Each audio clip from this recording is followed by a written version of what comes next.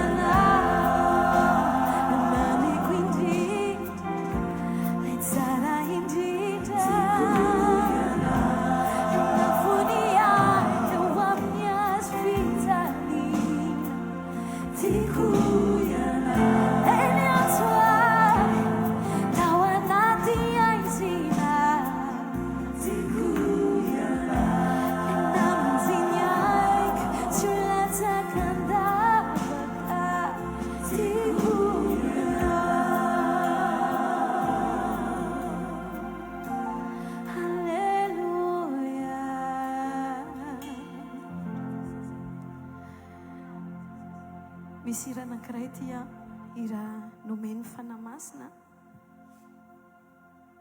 izay milaza hoe ny mahazanak'Andriamanitra atsika dia ny eo amin'ny fanahafantsika azy. Ndao nao vavaka anankiray hoe Jesosy eo tario aho ho toy ny zaza, tario aho hiombona aminao. Ny tena indrasan'ny fanahy masina amintsika isan'andro dia ny ombona antsika amiray, ny hanahafa antsika an' Jesosy. ny anekentsika hiverina tahaka ny zaza. Anatin'ny tononkira dia milaza hoe tario afana masina, ovay ao olom-baovao.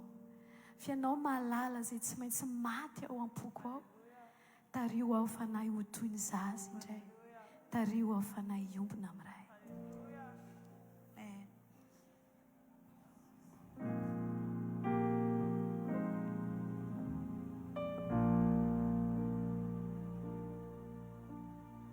Ao anatin'izany dia atoloran'i Jesosy hatrany fotsika. Mba naiky ho tefeny, mba naiky hiova araka ilay tiany. Ho tonga antsika ho tonga olona araka ny fony tanteraka. Tsy amikery na amin'ny tanjaka fa amin'ny fanahy hoy ny teninao. Zay manana ny fanahy no atao hoe zanaka, tsy aitsony ao fanao tanteraka. Tario ao fanahy masino, ovay ao olom-baovao, fiana malala izay tsy maintsy manao am-poko ao. Tario ao fanahy ho toy ny zaza indray. Tario ao Jesosy hiombona miray. Tario ao fanahy. Tario ao fanahy masino, ovay ao olom-baovao, fiana malala izay tsy maintsy maty ao am-poko ao. Tario ao fanahy ho toy ny zaza indray. Tario ao Jesosy hiombona miray.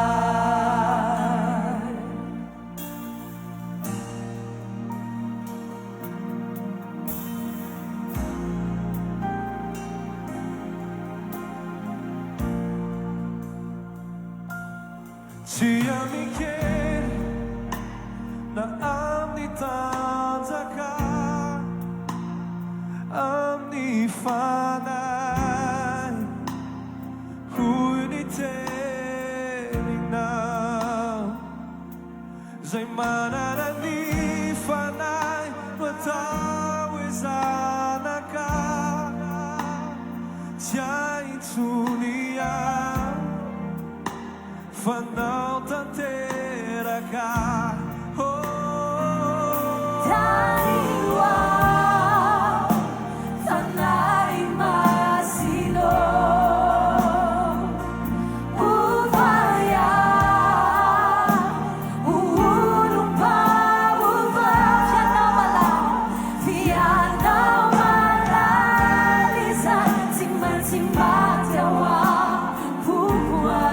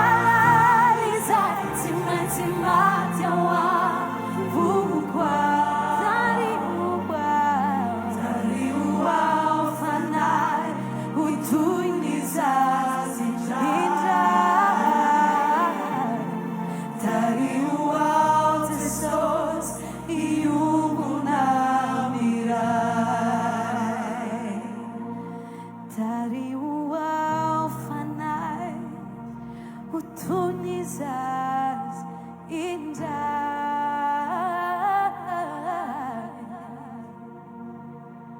tario ao Jesosy iombona ny ray. Halleluja. Mazava toerana tompoko azafady.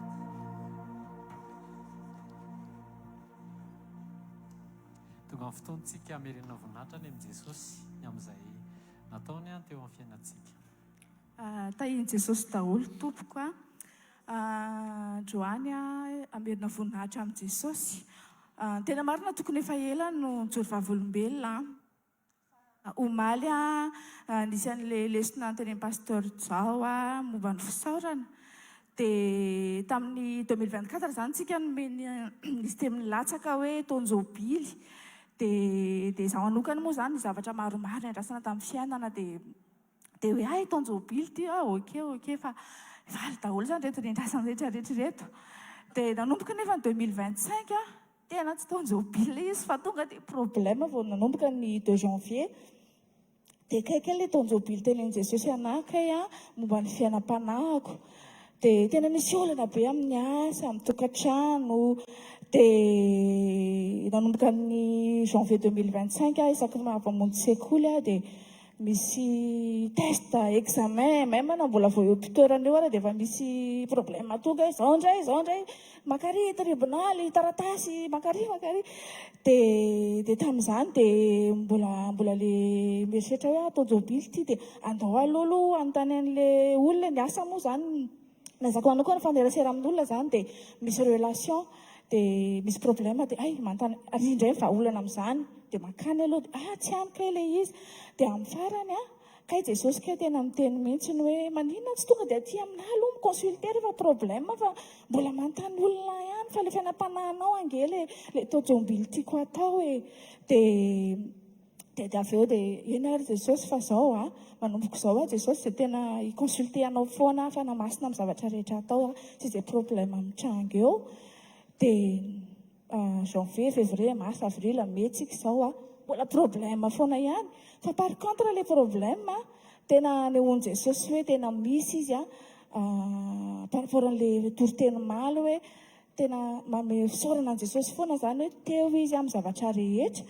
Dia miatrika le problème ianao dia atakoman'i Jesosy le problème fa olona indray manantona hoe za raha vavy misy olona ohatr'izao dia meme fotsiny ny anara mbola angezan'o izany ke tian'i Jesosy hitondram-bavaka amin'le namana mba hivahany problème fa tsy le ho ana manokana.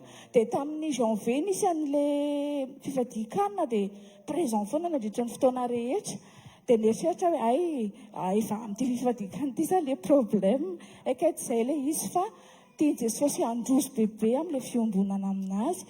Dia voninahitra ho an'i Jesosy fa amin'izao manokana tena hoe niova be ilay fiainam-panahy fa tena amin'ny zavatra kely tsisy dikany everitsika tsisy dikany azafady dia tena hoe miconsulte an'i Jesosy ahoana ty Jesosy fa tsisy bus mihitsy nefa ny andro efa hariva be avy namonjy fiderana teny amin'ny collégium dia ny andro efa hariva be dia andeha bus dia nefa ny alavitra be mody fa vao tapitra le hoe ahoana ty Jesosy tonga dia misy bus malalaka be tsisy olona mihitsy.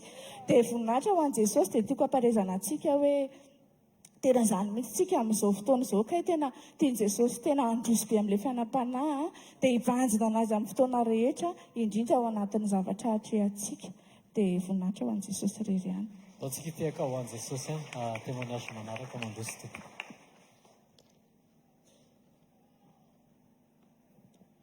Voninahitra ho an'i Jesosy nitsoroko vavolombelona eto tamin'ny 2020 zaho vao tonga teto voalohany.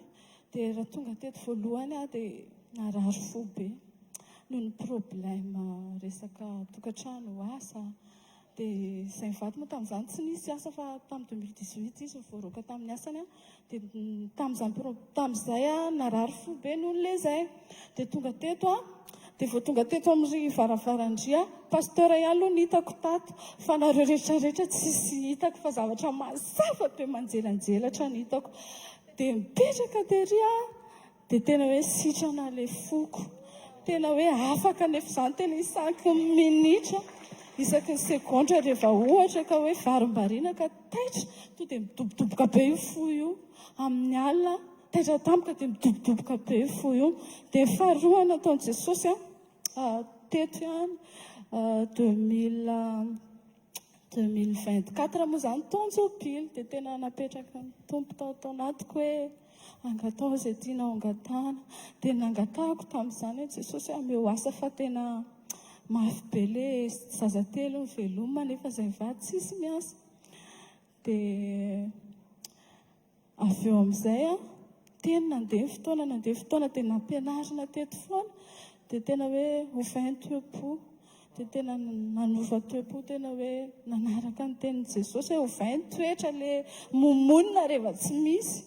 dia tena hoe nangina ny toetra ny ovaina dia nanaraka ny tenin'ny tompo dia Jesosy zany ka efa nanamboatra plana ho anahy septembre amin'izay efa nafantatra iah zany hoe andeha le vadiko hiasa recruté izy dia recruté tany an-dafy voninahitra ho an'Andriamanitra dia septembre izy lasa 14 septembre tamin'izay dia nefa sabotsy io nandehanana io dia tsy teto amin'ny fanatrehana zany fa nanatitra anazy tany hifato sabotsy teo alohan'io ny pasteur ny tenantena amin'ity herinandro ty misy andeha eto izy izy ho any ivelany ka izaka ilay izy dia izao ilay izy voajoroako satria indraindray no miandro hoe toepo hoe tena mety vrai be Jesosy vao hijoro ka tsy izany ilay izy fa izay nataon'i Jesosy tokony hijorotsika fa ny zavatra rehetra manaraka dia voninahitra ho an'i Jesosy fa tafiditra tao anaty taonjopily dia nandeha indray nefa ny janvier 2025 dia décembre aloha teto mbola niteny pasteurako hoe angatao izay tiana angatahana dia nangataka indray tamin'izay Jesosy zaho tena hitanao ny olana amin'ny rafozako folo taona izay vady hitako hoe 10 taona dia tsy tafaresaka amin'ny rafozako mihitsy satria zareo any lavitra be tena hoe any Ambosary Sud hainareo tsara zany hoe any atsimo tena enjana be na le toepo tsy mitoviny antsika satria tena na hivadiko hoe raha miteny hoe tsy hoentiko aminareo dia izay fa maninona dia kaiky moa izay moa tena tsy tonga tamin'ny mihitsy satria na izy ary tsy te hitondra anay ho any dia nefa ianao tena malahelo be raha fozanao zanako efa lehibe tsy mbola nahita ny tata BSBB any dia nenjehany eritreretrako ny Jesosy tsy mety ho azy any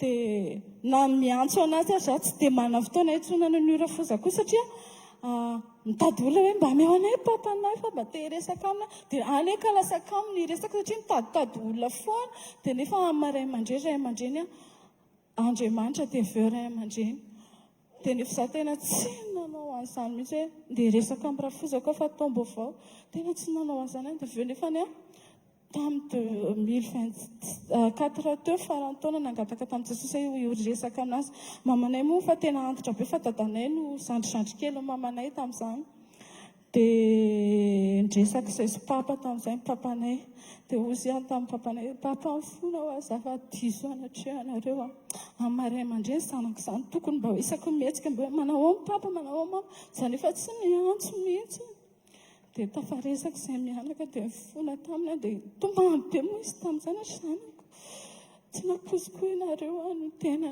amerana fa raha nataoko tanareo tena tsy zaka bataina satria ray aman-dreny ve nataonao tsinontsino dia vita le fifonana dia izy moa tena namelana tonga toko tamin'ny volana mars faravolana mars teo maty le papanay sorako an'Andriamanitra fa vita le famelana maty izy dia tena hoe faly le fafoko satria navita le fona taminy dia misaotra Jesosy fa nafahanao tamin'ny rehetrarehetra dia na zavatra kely tsisy dikany kay tena problème be raha ohatra hoe tsy hoentintsika eo amin'ny Jesosy tena hoe ray aman-dreny ahitanao masoandro ataonao ohatra ny hoe tsisy dikany le izy tsy hoe le izy tena lavitra be le misy ny zareo anamoa vadiko hoe tsy hoentiko anareo fa alohan'izy nandeha io ary nomen'Andriamanitra occasion sy nakany indray aman-dreny dia mba navita veloma sy ny anina 3 volana tao aoriana nandehanany tany Ambosary Sud lasa tany an-dafy izy dia kaiky jesosy daholo manao an'ilay izy fa tsy hoe zay tiako atao na hoe ana fa jesosy manao an'ilay izy fa tsy tao am-ponay koa ilay hoe andeha ho any dia nefa zao vadiko any dada maty tatiny dia izay ilay tiako hijoroana hoe ho an'i jesosy mivoninahitra fa izy mandamy mandrehetra rehetra. Témoignage manaraka. Jesosy Kristy avy any Nazareta no ilayntsika. Amen. Nijoroako vavolombelona eto izany dia ny zavatra namonjeny Jesosy mifanahako anovan'ny toetrako isan'andro. Za zany efa nivavaka foana tamin'ny fiangonana hafa dia tamin'ny novambra no entin'ny zanako vavy teto. Dia za rehefa nivavaka zany tany amin'ny fiangonana hafa dia za le mpangataka foana dia za le tsy manaiky mihitsy fa midonga dia mijanona rehefa tsy azoko le tiako angatahana. Zay zany motivation nampivavaka anahy. Dia tsara Jesosy fa tsy nanary anahy izy fa nomeny foana zay ny ilaiko fa raha tsy zany tsy tonga teto dia tsy voavonjy mifanahako. Dia mangataka dia azoko mangataka dia rehefa tsy azoko dia za tsy mandeha mivavaka tsy manompo za tsy na tena hoe zay motivation anompoko manao louange dia eo dia ny anany ao anatiko hoe tsy maintsy valiany Jesosy zany fiankofana tambazana dia zay foana zany nataoko. Dia Jesosy tena namindra fo tena nataony fantako izy dia nataony hoe tsy misaraka amiko izy. Dia tonga amin'ny fotoana tamin'ny novambra double portion zay nitondra ny zanako anahy voalohany tany anaty FB no nalefa ny zanako hoe tianeny ozy izy mba harao kely hoe. Dia tena mipetraka ndray hariva dia le izy lava be le direct dia fa tafapetraka napetraka Jesosy teo amin'ilay seza salon dia tafapetraka adiny ray sasany niaino an'ilay izy hoe famela keliko ka za tsy tia mamela heloka fa za zany tena marina mody mamela fa ao anatiko misy réserve kely. Dia za le valiany Jesosy foana dia niveriko fa mety io toe-po io. Dia tonga amin'izay raha amin'ny fotoana andraika aky eo nandeha amin'izay zany janvier dia ozy izy dada hoe papa zany misy ozy izy vomatory ao anatintsika ao dia miandro occasion izy dia mivoaka. Tsy haiko raha tadidinareo zay fampianarana tamin'ny fifadikanina izay. Dia ozy izy zany aminay any efa mety matoa za valiany Jesosy foana tsy hitako izay tokony hoe inona moa zany andray orereto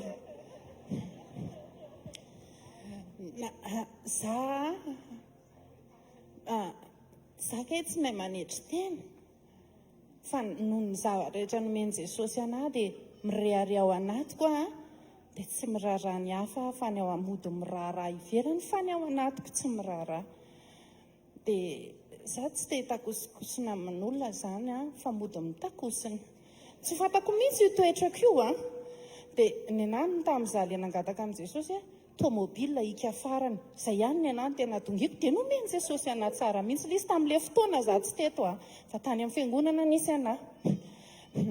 Dia rehefa ao anatin'io tomobile io ao ny tena tiako kay nisy fotoana teto hoe zay zavatra kitihan'ny olona ka mampatezitra anao dia any ny fonao. Za tsy nalala an'izay mihitsy fa ny anahy zany io tsisy mikitika andre mandeha nisy nivain'ny gardien le tomobile dia mipoaka kely tamin'ny vavahady nikikika be ozy oka ny zavatra teo zany izy hoe oay fa mifoko zany ve amin'ity tomobile tsara be ty. Dia nefa le izy dosi izy hoe ahoana zany ty lasa le tomobile rereto ary nisolokiany olona dia nanomboka teo amin'izay ny nanamboaran'i Jesosy ny toe-poko. Nandeha bus dia taloha mandeha bus fa misy fotoana kely fa tsy rarako satria za manana tsara be fa ty andehandehanako fotsiny le receverany anaty bus tena nataony a dia papa tetona mpianatra hoe mangina fotsiny ana rehefa any fa za nangina vava fa ny foko miteniteny be dia manao réaction be mihitsy ahako a amin'ny fihetsika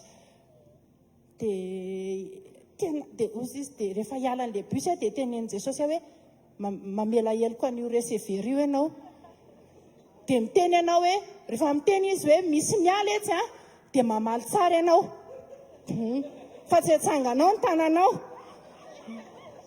andray dia narary be a tena teny aleo reto tena narary fa fitiavana le izy satria mibare anaty andoso amin'ilay anjara voatendry dia tena ataoko le izy dia avy eo zany a nitoloran'i Jesosy saina hoe andana ozy izy a makany amin'ny gendarme ianao a dia ataovy ny plaintenao amin'ilay tomobile very dia nakany a dia rehefa tonga tany a dia nandeha ny procédure rehetrarehetra dia avy eo dia nitedavina le olona dia le olona tsy na olona tena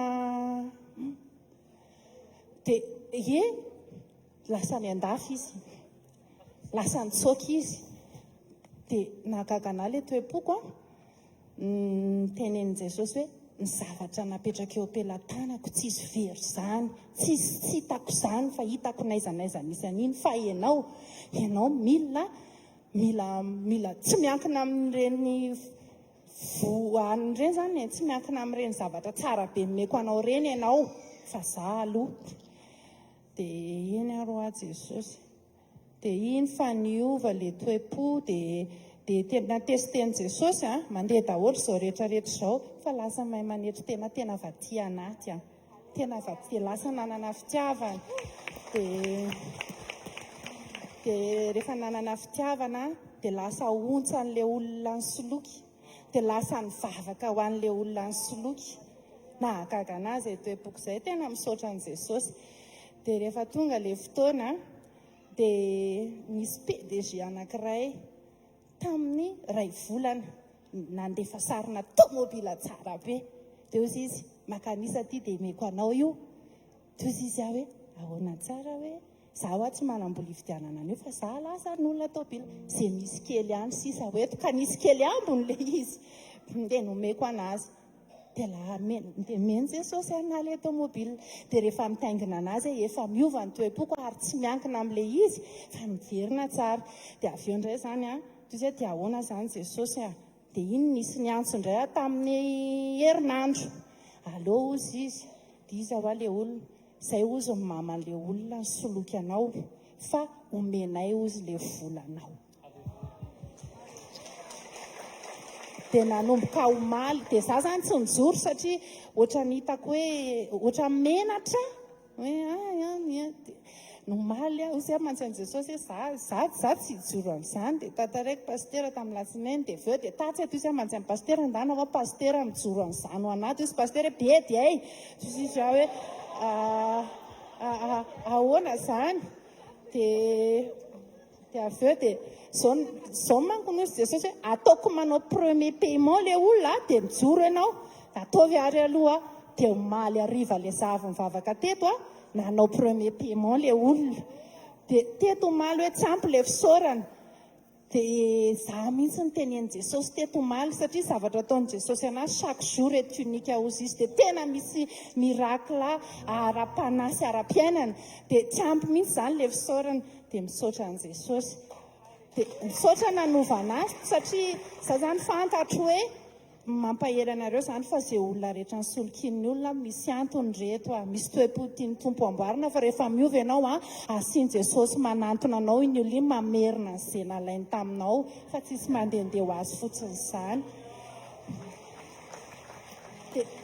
dia ny faharoa eo amin'le fianarana amin'le sekoly za zany a misy hoe marary dia le sekoly fanasitranana ny tena tiako dia zay ihany ny alehako any dia le miaraka amin'i Jesosy nge tena tsy vitan'olona tena hoe rehefa hiaraka ozy Jesosy dia ndao hiaraka fa rehefa tsy araka dia ndana zany mijanona eo dia za zany a ozy hoe za manana olana efa roa taona sy tapany tsy mivaha mihitsy io a zay nangatahako am' jesosy nomeny foana fa io anankiray io tsy nivahany mihitsy io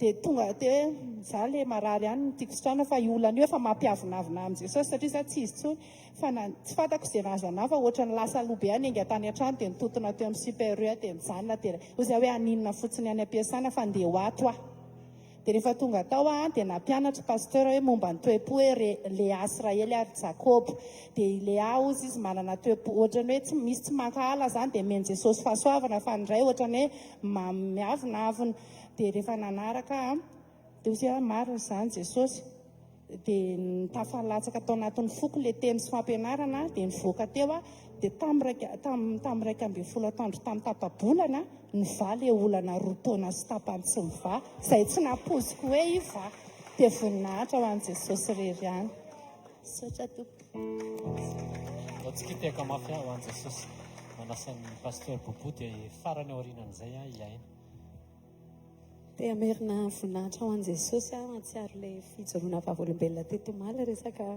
hoe famatsian'Andriamanitra dia ohatrany hoe menatra be ijoro nefa ozy Jesosy hoe fangahy ianao no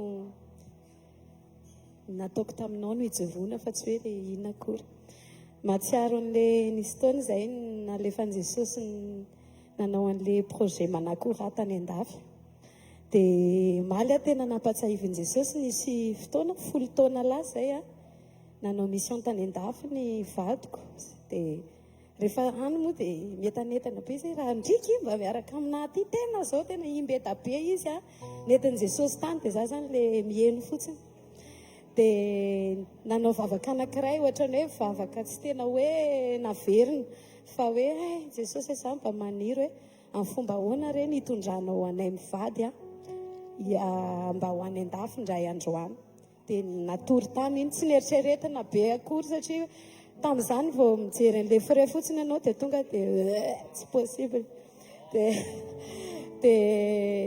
tena nahagaga amin'ny fitondran'i Jesosy hoe matoky izy nanomboka zany le projet manakora dia nandeha ny recrutement dia tena fahagagana ngeda be tao anatin'le izy zako aloha zany nefa hoe tafiditra tao anatin'le izy fa ny musicien zany misy olona manao sélection dia tsisy idirany mihitsy zany nahatonga anay roa tafaraka tsy hoe amin'ny mampivady anay fa le sélection tany dia Jesosy no nifidy hoe izy ny batteur mandeha dia tena nidakidaka be satria 10 taona taty aoriana dia nivalian'i Jesosy le izy ary ny tena nafinaritra na tao anatin'le izy tsy hoe vacances na mission fa tena asa fanompona dia lasa zany izay mivady dia akoatrany hoe lasa tafaraka izay dia nameny Jesosy fahitapity hoe ato misy anareo roa ny ankizy miaraka ekipa fa izay mitsamina zany tonga dia izay roa alleluia dia fa nisy ny obstacle zany dia zao hoe atao aiza izy telona kely satria hatramin'izay miara-mirony zay na aiza dia hoentina foana dia teo amin'izay zany le zaza zany hoe mandritra ny 2 volana dia atao ahoana ny ankizy dia nametraka condition zany ny ankizy hoe zao raha fa andehanareo zareo zany aloha tena mitomany andro manalina hoe andeha zay dia ampiononina andro manalina dia ozy izy zareo zay ametraka condition ozy izy condition anay ozy izy hitondranareo Nintendo Switch zay rehefa miverina io zavatra io efa ela nangatahany zareo fa tena tsorina fa tsy takatra mivady mihitsy dia efa le zaza efa mangataka hoe zay mba te azo dia ampahirezina moa le zaza hoe rehefa tiany Jesosy azo nareo dia omeny fa mila matoky fotsiny dia zay ny condition hoe tsy mahazo mandeha nareo rehefa tsy mitondra Nintendo Switch zay nefa miala eto Madagasikara tsy nanana volana dia apetraka amin'izy telo akory ara mandritra le 2 volana zany fa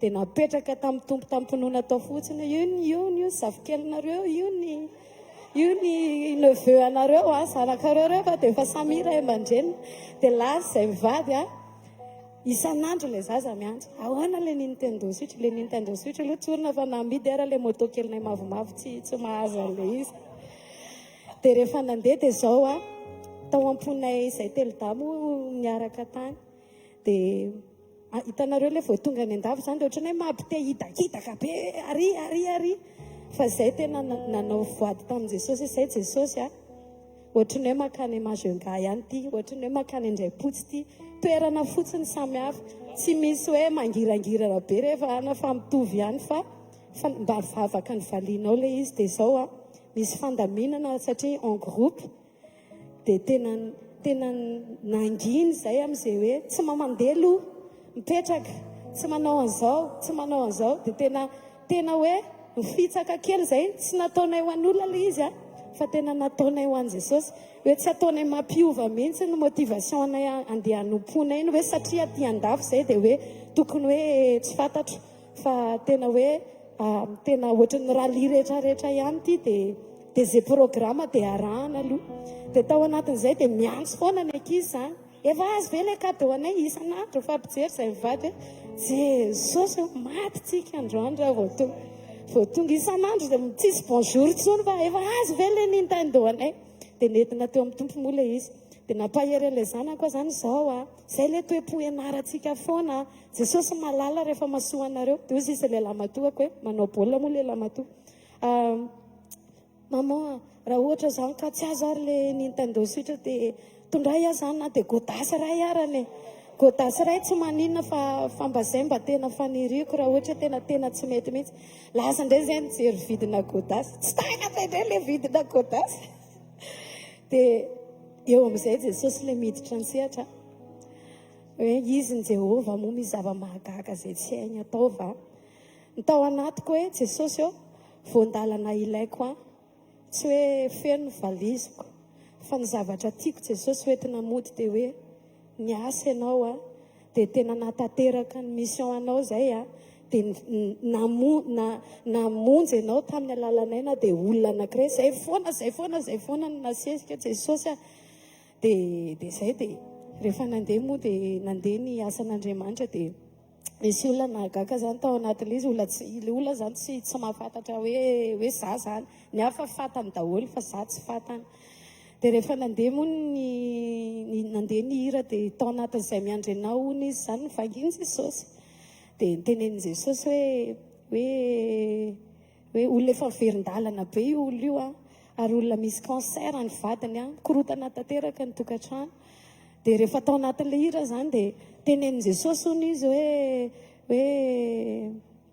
nanana risika tonga dia nibebaka izy zany dia nanolo tena dia hoe rehefa mirava dia miteren'ny fanamasina izy hoe manatona an'io anahy zany za zany tsy fantany zany dia nanatona izy zany dia nandeha ilay asa paherezana dia saotran'i Jesosy fa ilay voandalana nangatahako a tena nibebaka ilay olona tena nanolo tena ho an'i Jesosy izy a tsy za kory a tsy ilay hoe za fa zay fotsiny ilay voandalana nangatahako tena nateriny foko dia farangezavy anankiray koa hoe sitranin'i Jesosy ilay cancer an'ilay vadiny a tao anatin'ilay fanoloran-tena dia ilay izy moa dirigena jereo ny HVKL mission fa zay zany ilay mission anao anatin'ilay izy tsy fiangonana akory fa Jesosy satria fantatra hoe mandray fiainana ianao dia mba zarainao koa dia eo amin'izay miditra amin'izay ilay hoe tena marina loatra ilay tenin'Andriamanitra hoe katsao aloha katsao aloha ny fanjakan'Andriamanitra sy famariny dia manampy ny zavatra rehetra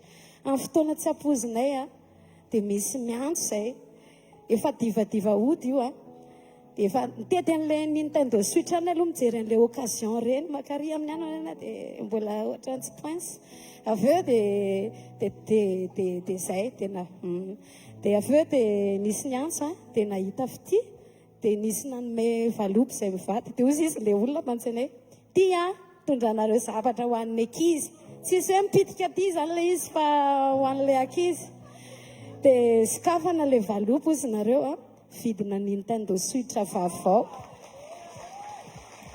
tena hoe tena matoky Andriamanitra dia manarak'izay tsy izay fotsiny nataon'i Jesosy anay fa hoe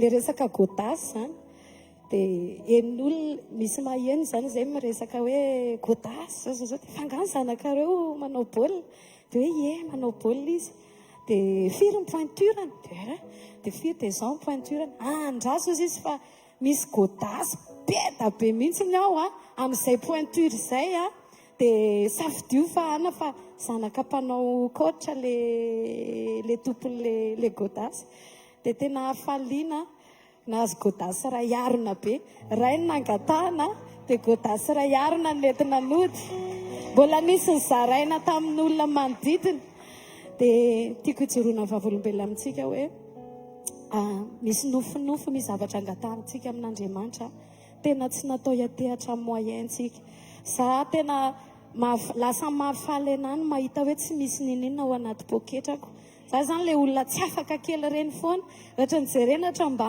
fa tsy fa tena Jesosy le izy dia zay mihitsy zavatra tiako ampaherezana anao hoe sy averiko hoe aza atao mampitomany zany le tsy misy fa avelao tsy misy mba hahafan'Andriamanitra miseho fa izy no Andriamanitra voninahitra azy témoignage farany. Alléluia. Manona fiadanan'i Jesosy Kristy amintsika rehetra tompoko. Izara fijona vavolombelona ho voninahitra Jesosy rery ihany. Tao anatin'ny tapabolana angambany izay dia nandalo tsy fahasalamana vokatry ny harerahana le izy. Tamin'ny voalohany zany nisy vazaha anankiroa tompon'le orinasanay dia samy mitantana ny saniny aby izy roa ireo fa rehefa taty aoriana dia nisaraka zareo dia tamin'ny voalohany zay nisy personnel izay tsy somary lavidavitra miasa dia nisy personnel tamin'ny voalohany dia tamin'ny saraka le orinasa dia lasa le vazaha anankiray le personnel fa izay lasa tsy nisy personnel intsony nefa izay lavitra miasa dia niatrika le izy amin'izay ny tena lavitra mipetraka le orinasa lavidavitra koa misy anazy dia manenjikenjika an'izay zavatra izay dia lasa reraka le vatana fanofanahiko tsy reraka. Alleluia. Fiombonako amin'i Jesosy tena teneniko aminareo fa tsara foana le izy voninahitra ho an'i Jesosy rery ihany dia kolokoloana le izy tsy tsara ho azy amin'izao le izy fa kolokoloana le izy dia reraka le vatana dia nakany amin'ny dokotera izay mivady dia nahazo calcium nakany amin'ny dokotera aloha zay nakany amin'ny dokotera dia nahazo calcium dia nahazo vitamine koa fa za tsy matory mihitsy tsy matory amin'ny alina fa reraka zany le vatana dia teo manomboka amin'izay le tantara mahafinaritra be dia nanomboka teo vao mainka lasa tsara be fiombonana mivady tamin'i Jesosy tsy matory amin'ny alina dia nivadika koa tsy matory miaraka amina dia lasa izay mivady mivavaka mandoalika mivavaka izay indraindray miraika ambe 10 alina indraindray miroa ambe 10 alina indraindray miroa maraina indraindray minefatra maraina satria andro maromaro le tsy mahita tory le vatako dia miresaka izay mivady dia ny fonao tsy mifamatotra amiko ny foko tsy mifamatotra aminao fa mifamatotra amin'ny Jesosy ny fotsika dia nanomboka teo dia mikarakara anay foana Jesosy lasa tsara be mihitsy ny communion anay mivady amin'ny Jesosy dia hitanareo le tamin'ny vao mifamofo dia misy le fitiavany le mpiara-mpifankatia ireny fa tao anatin'izay fotoana izay nisy fitiavana mbola tsy niainana mivady hatramin'izay mihitsy nampidiriny Jesosy tamin'ny alalan'ny fiombonanay tamin'i Jesosy le izy le fiombonana amin'i Jesosy mihitsy miteraka fitiavana tsy mifamatotra amin'le olona fonao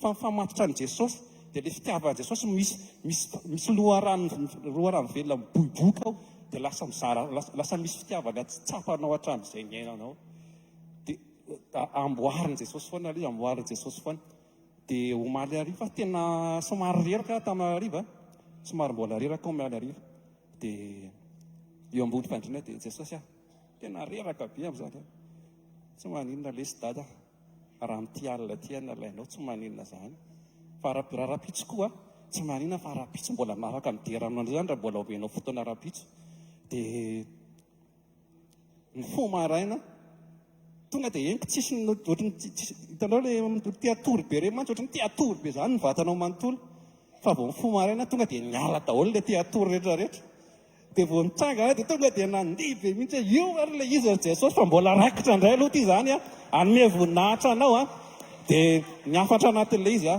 ho antsika bandibandy ho ana tanora hoe mieritreritrana hoe matanjaka be vatanao na aza metehatra amin'izany zany fa tsisy afaka ateny ianao fa tsy jesosy zany amin'ny farany jesosy rery ihany ny fanantenantsika jesosy ihany ny herintsika jereo nge le zanakao fotsiny indraindray izy mandeha aiza zao le zanakao tsy eo akory izy aza atao miraikitra amin'iny zany ny fonao aza atao miraikitra amin'ny vadinao ny fonao aza atao miraikitra ny tomobile dernier cri ny fonao fa ataovy miraikitra amin'ny jesosy alleloia dia voninahitra ho an'i jesosy rery ihany a fa tena nompo anazy hatramin'ny farantsika Alleluia. Alohan'ny soratsika amerina voninahitra rehetra ny Jesosy a misy voly be anankiray latsaka tetsy a dia izay tompony manantona pasteur Romy a dia miteny an'le montant maka anazy voly anankiray le izy ao azy dao tsika hitsangana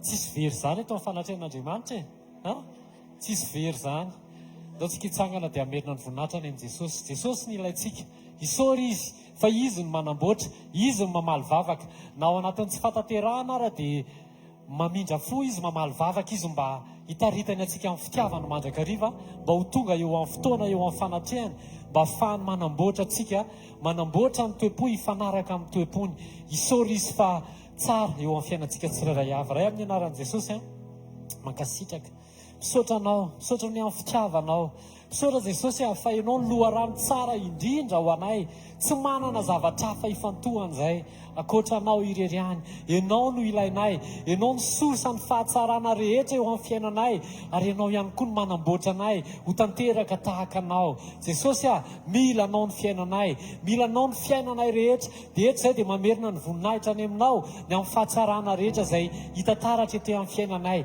fa tsisy avy aminay zany fampahitana fity rehetra tsisy avy aminay zany fahasalamana sy ny hery sy tanjaka tsisy avy aminay zany enina dia zany feo miantsoantso anao zany Jesosy a dia tsisy avy aminay zany fa noho ianao rery any Jesosy a ka noho izany a dia misandrata Jesosy a mandrakizay a amen amin'ny anaran'i Jesosy amen andao tsika hitehaka mafy a andraisantsika ny mpanompon'Andriamanitra Alleluia.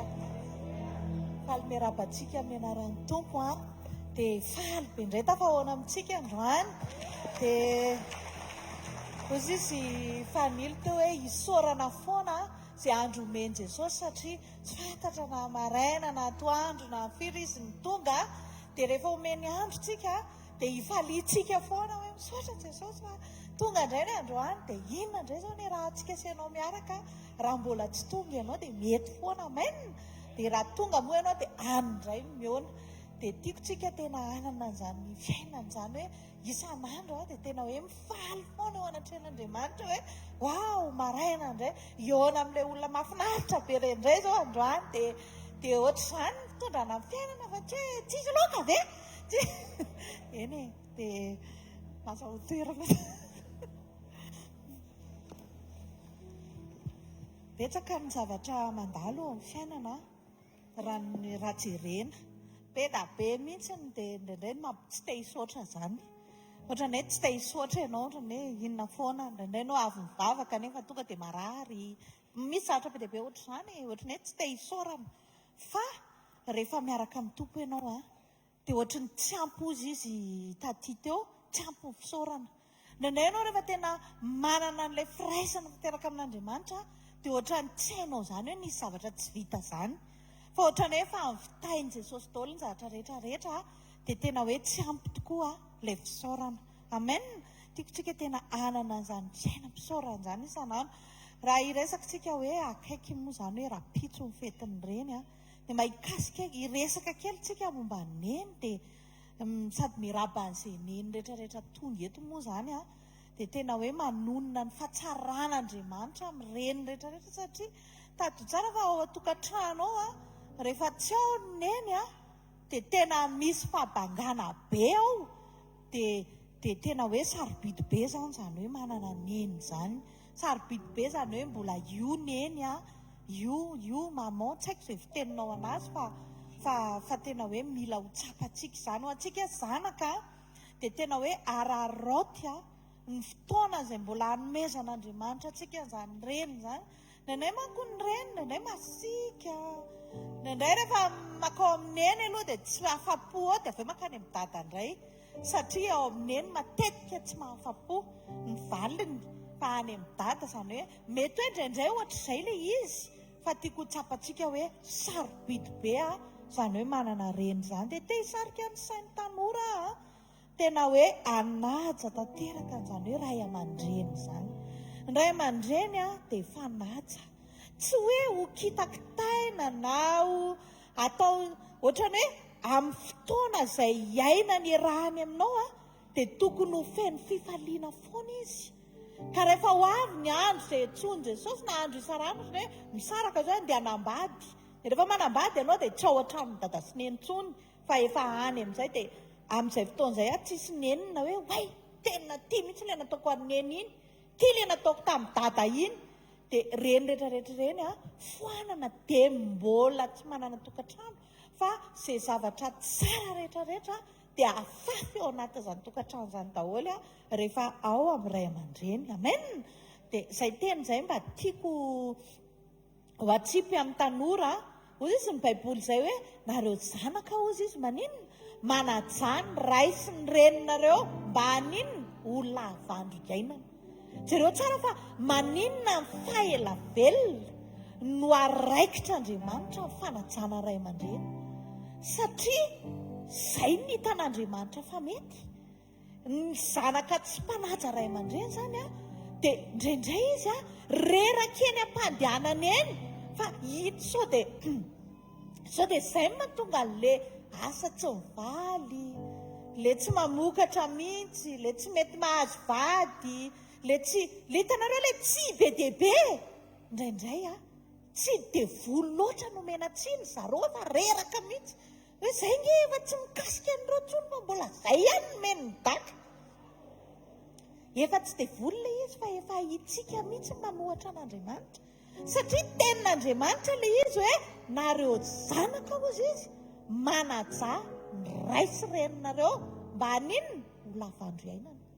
Ka raha tianao izany ho lavandro iainana izany, tianao dia izao atao manaja ray aman-dreny. Fijonao vavolombelona enotsika teo, inay ane mba vita loha ilay famelan-kely ka fa tsy hoe alahelo ny netin'ilay ray aman-dreny tany amin'ny fasana. Misy fotoana nge indraindray tsy eritreretintsika hoe zavatra ohatr'izao nge tsy mety, rehefa tsy otsony amin'izay zay vao hoe raha tia sao niny aleo tsy asianan'izany. Fa tena hoe fifaliana meo izarao fitiavana ny ray aman-dreninao. Raha mbola eo izy ataovy kalay izy, ino izy tiavo izy satria mendrika no tiavony izy satria izy nefa tianao taloha akoatran'i Jesosy izay tianao voalohany indrindra. Amen.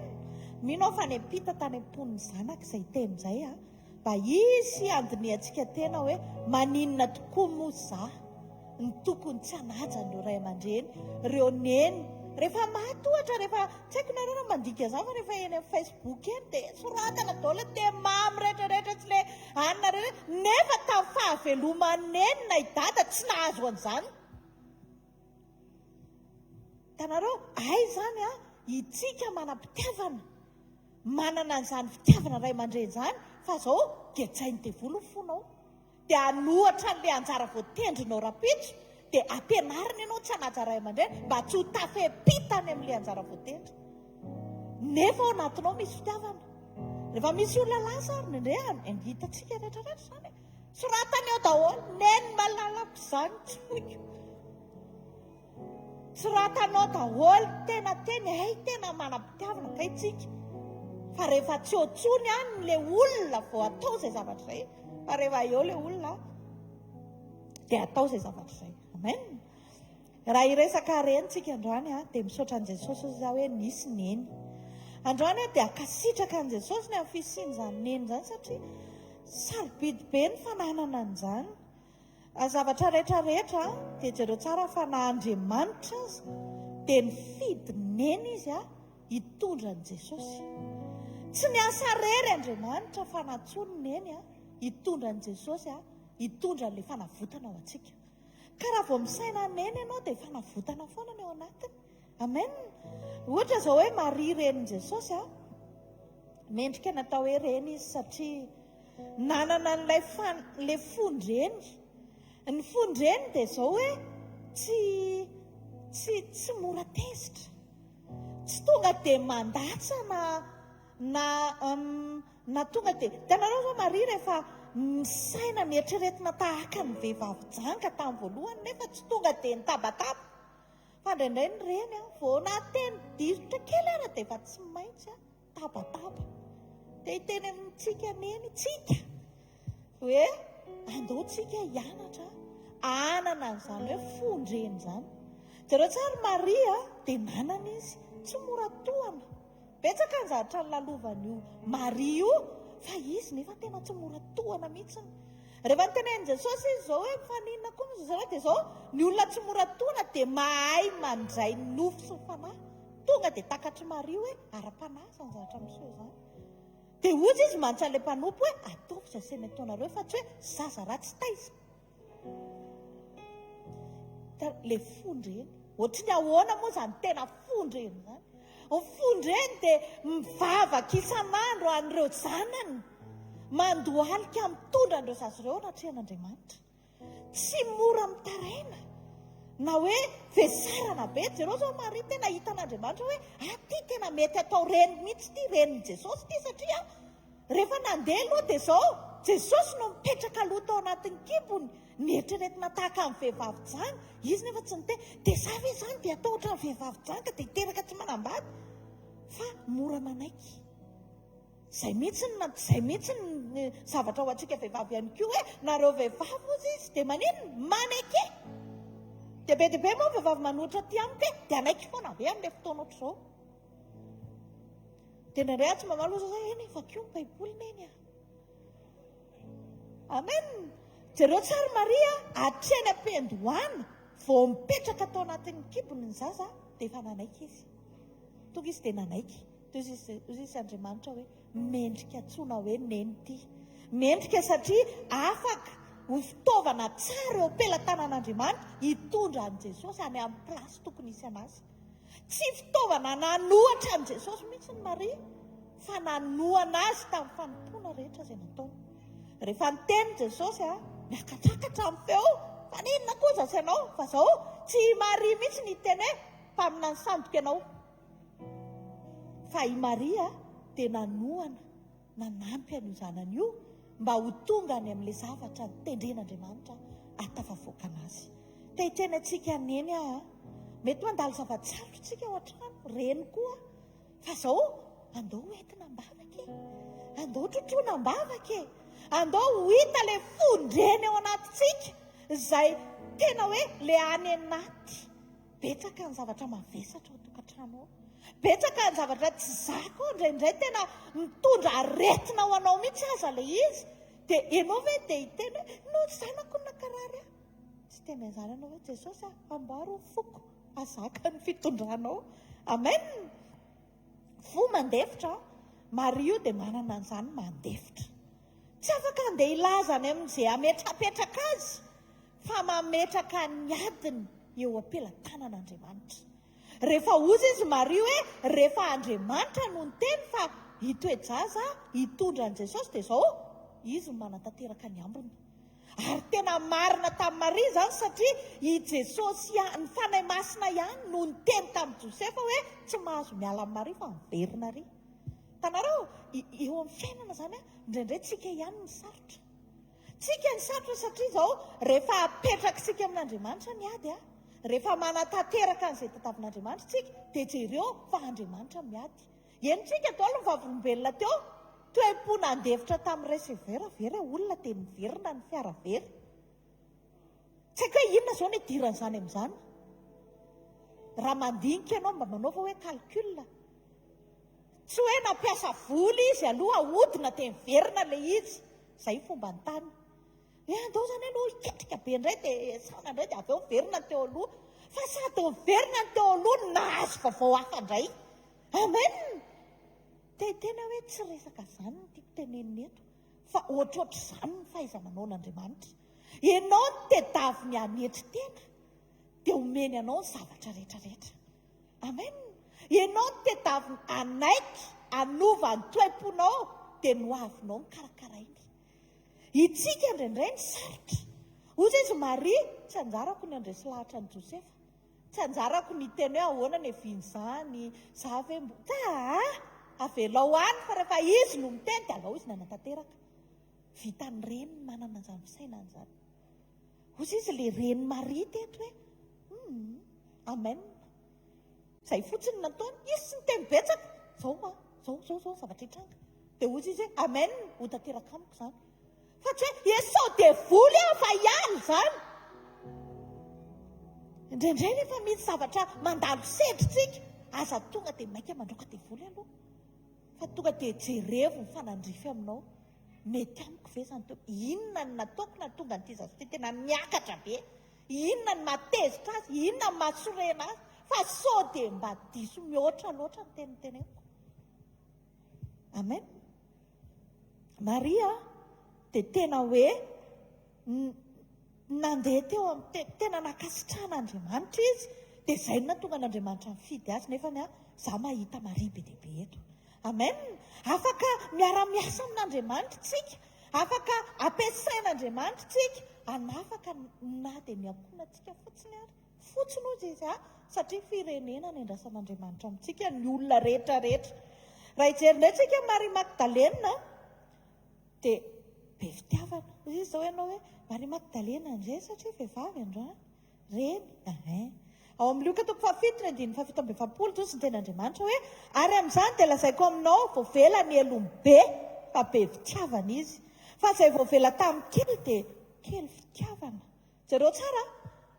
Petera nefany ao amin'ny Jaona 1:20 toy ny ten'Andriamanitra ondray izy tamin'ny fandroany Simona zanaka Jaona moty iava ianao. Dia hoy izy tamin'ny eny tompoko ianao malala fa tianao dia hoy izy tamin'ny andraso ary ny ondrika. Jereo tsara ny tenin'i Jesosy tamin'ny Petera ny veriny telo tiava ianao. Izany hoe raha fantatr'Andriamanitra fa tia azy Petera, raha vonona ilay fitiavana tao tonga dia nitenenina izy andray izany fitiavana be. Ozy izy tamin'ny Maria voavela ny elombe ozy izy fa be fitiavana izy. Tia lehilahy tia nefa ny apôstôly fidian'Andriamanitra niaraka tamin'Andriamanitra fa tia vehivavy janga kely avaria vao mba tonga indray andro fanena tamin'i Jesosy fa be fitiavana. Hitanao, napetraka Andriamanitra ao anatinao izany fitiavana izany. Orineny manam-pitiavana ianao fa tsy mpakahaly izany. Be fitiavana angenao jereo ty fa noarina tamin'ny apôstôly izay tena hoe lehilahy lehibe izany Petera izany, nefa tsy nanana an'izany fitiavana izany. Fa tia vehivavy neny anankiray ty nanana an'izany fitiavana izany. Dia tena ny vehivavy tonga eto hoe aza mieritreritra anao ratsy sainana ratsy izany fa tsara ianao. Amen. Manam-pitiavana ianao avoay amin'ny fotoana tokony hamoahana azy. Amen. Tiako fantatrao fa misy fitiavana hafa tsy ananan'izaniza ao anatinao ao. Meteza fotsiny aheno an'Andriamanitra aneo amin'ilay izy amin'ny fotoanany fa ianao nge tsara. Ozy izy ny ten'Andriamanitra hoe andeha sika amorona olona tahaka ny antsika, tsara ny namoronany antsika. Izany tsy entina izezizez fitiavana koa hoe izany tsara indrindra. Fa rehefa ekenao fa misy fitiavana ao anatinao dia vonona ianao ny amelaela, vonona ianao ny izara an'izany fitiavana izany. Dia jereo tsara fa Jesosy aloha mankasitraka anao voalohany. Tia vehivavy janga anankiray ty izy tena hoe tsy tokony raha oharina izany dia totriny hoe aleon'i Jesosy ilay vehivavy teto izay Petera. Satria taony nahitany Jesosy an'ilay fitiavana. Tia ozy izy tia vehivavy ty tena miaika. Ary jereo fa vehivavy foana indraindray tena en Jesosy na inona jereo tsara ilay vehivavy nararina ny zanan'ilay nataony amboa kely sy ny tariny ohatr'izany. Nanana fanetretena. Misy zavatra tsy hananany lehilahy fa hananany neny.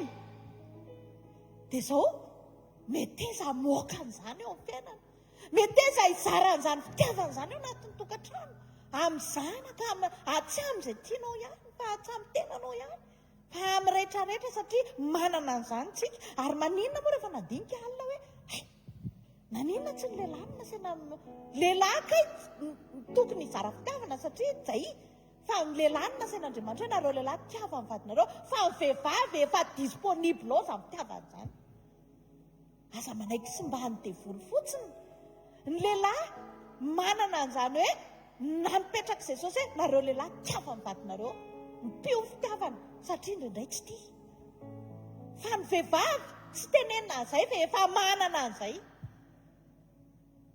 misy zavatra tsara be napetraka Andriamanitra ao anatintsika fa zao vao le izy ataovy le izy amin'ny fotoanany aza mieritreritra izany hoe za foana izany mizara fitiavana ka ianao foana ny tian'Andriamanitra ko nisy fotoana tena miteny an'izany tamin'i Jesosy mihitsy indray zao Jesosy nangina izy indray zao ny fony ao za foana kosa ve misy fotoana tena endrasan'Andriamanitra an'izany mihitsy ianao hitesitena ny fonao hoe ianao nge olona fitiavana misy fotoana azy ianao tsy manao fahadisoana akory dia na azafady raha ny akatrakatra ianao e tsy hoe ny akatrakatra izy akory fa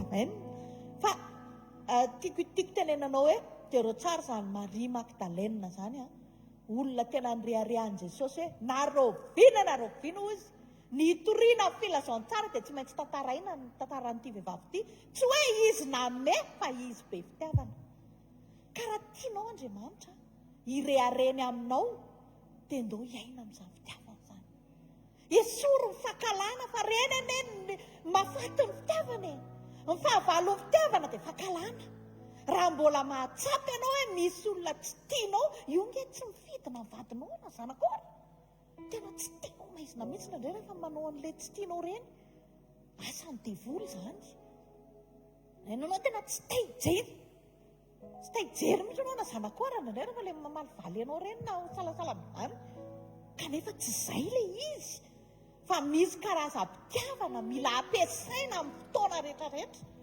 dia nefa le izy anananeny satria efa napetraka Andriamanitra ao anatin'ny neny amen tiako fantatrao ry neny malala fa misy fitiavana hafa tsy ananan'izaniza ao anatinao meteza fotsiny mba haneo an'izany amin'ny fotoanany rehetrarehetra mba ho tazan'i Jesosy ianao mety miteny ianao hoe za tsy hitan'i Jesosy mihitsy za ve dia tsy mba jerevan'i Jesosy mihitsiny le zanako ane ohatr'izao hoe le zao ane ohatr'izao hoe aiza ihany ary Jesosy tsy aiza ihany Jesosy fa zao jereo tsara Maria tsy niteny tamin'i Jesosy hoe mbola tsy voarefinao nga ny fitiavako anao fa rehefa nalefa Maria fotsiny le fitiavana dia tonga dia tazan'i Jesosy le izy fo velany elony be ozy izy fa be fitiavana izy fo faritra ao anatin'izany daholo ny zavatra tianao atongavana rehetrarehetra jereo tsara Estera ihany koa dia reny dia vonona ny an'olotra tramin'ny aina aza raha izay ny ahavitra amin'ny firenena hitanao ny reny manana an'izany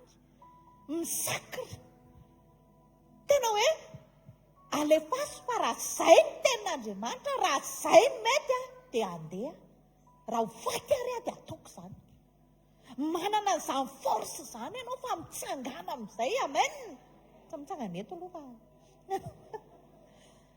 fa tena hoe jereo tsara ty Ester ty reny vonona ijoro ampandresa ny sitrapon'Andriamanitra rehefa misy zavatra tsy sitrapon'Andriamanitra dia mijoroa ianao tsy mety izany tsy sitrapon'Andriamanitra zany afaka mijoro izany reny satria teto zao ty vehivavy ty mijorona dia ohatra fahafatesana azy dia efa firenena ny resahana itsika koa dia afaka mijoro tsara mihitsiny rehefa misy zavatra tsy mifanaraka amin'ny sitrapon'Andriamanitra itsika vehivavy reny indray ny amprisika ny vaditsika hoe taovy an'izao dada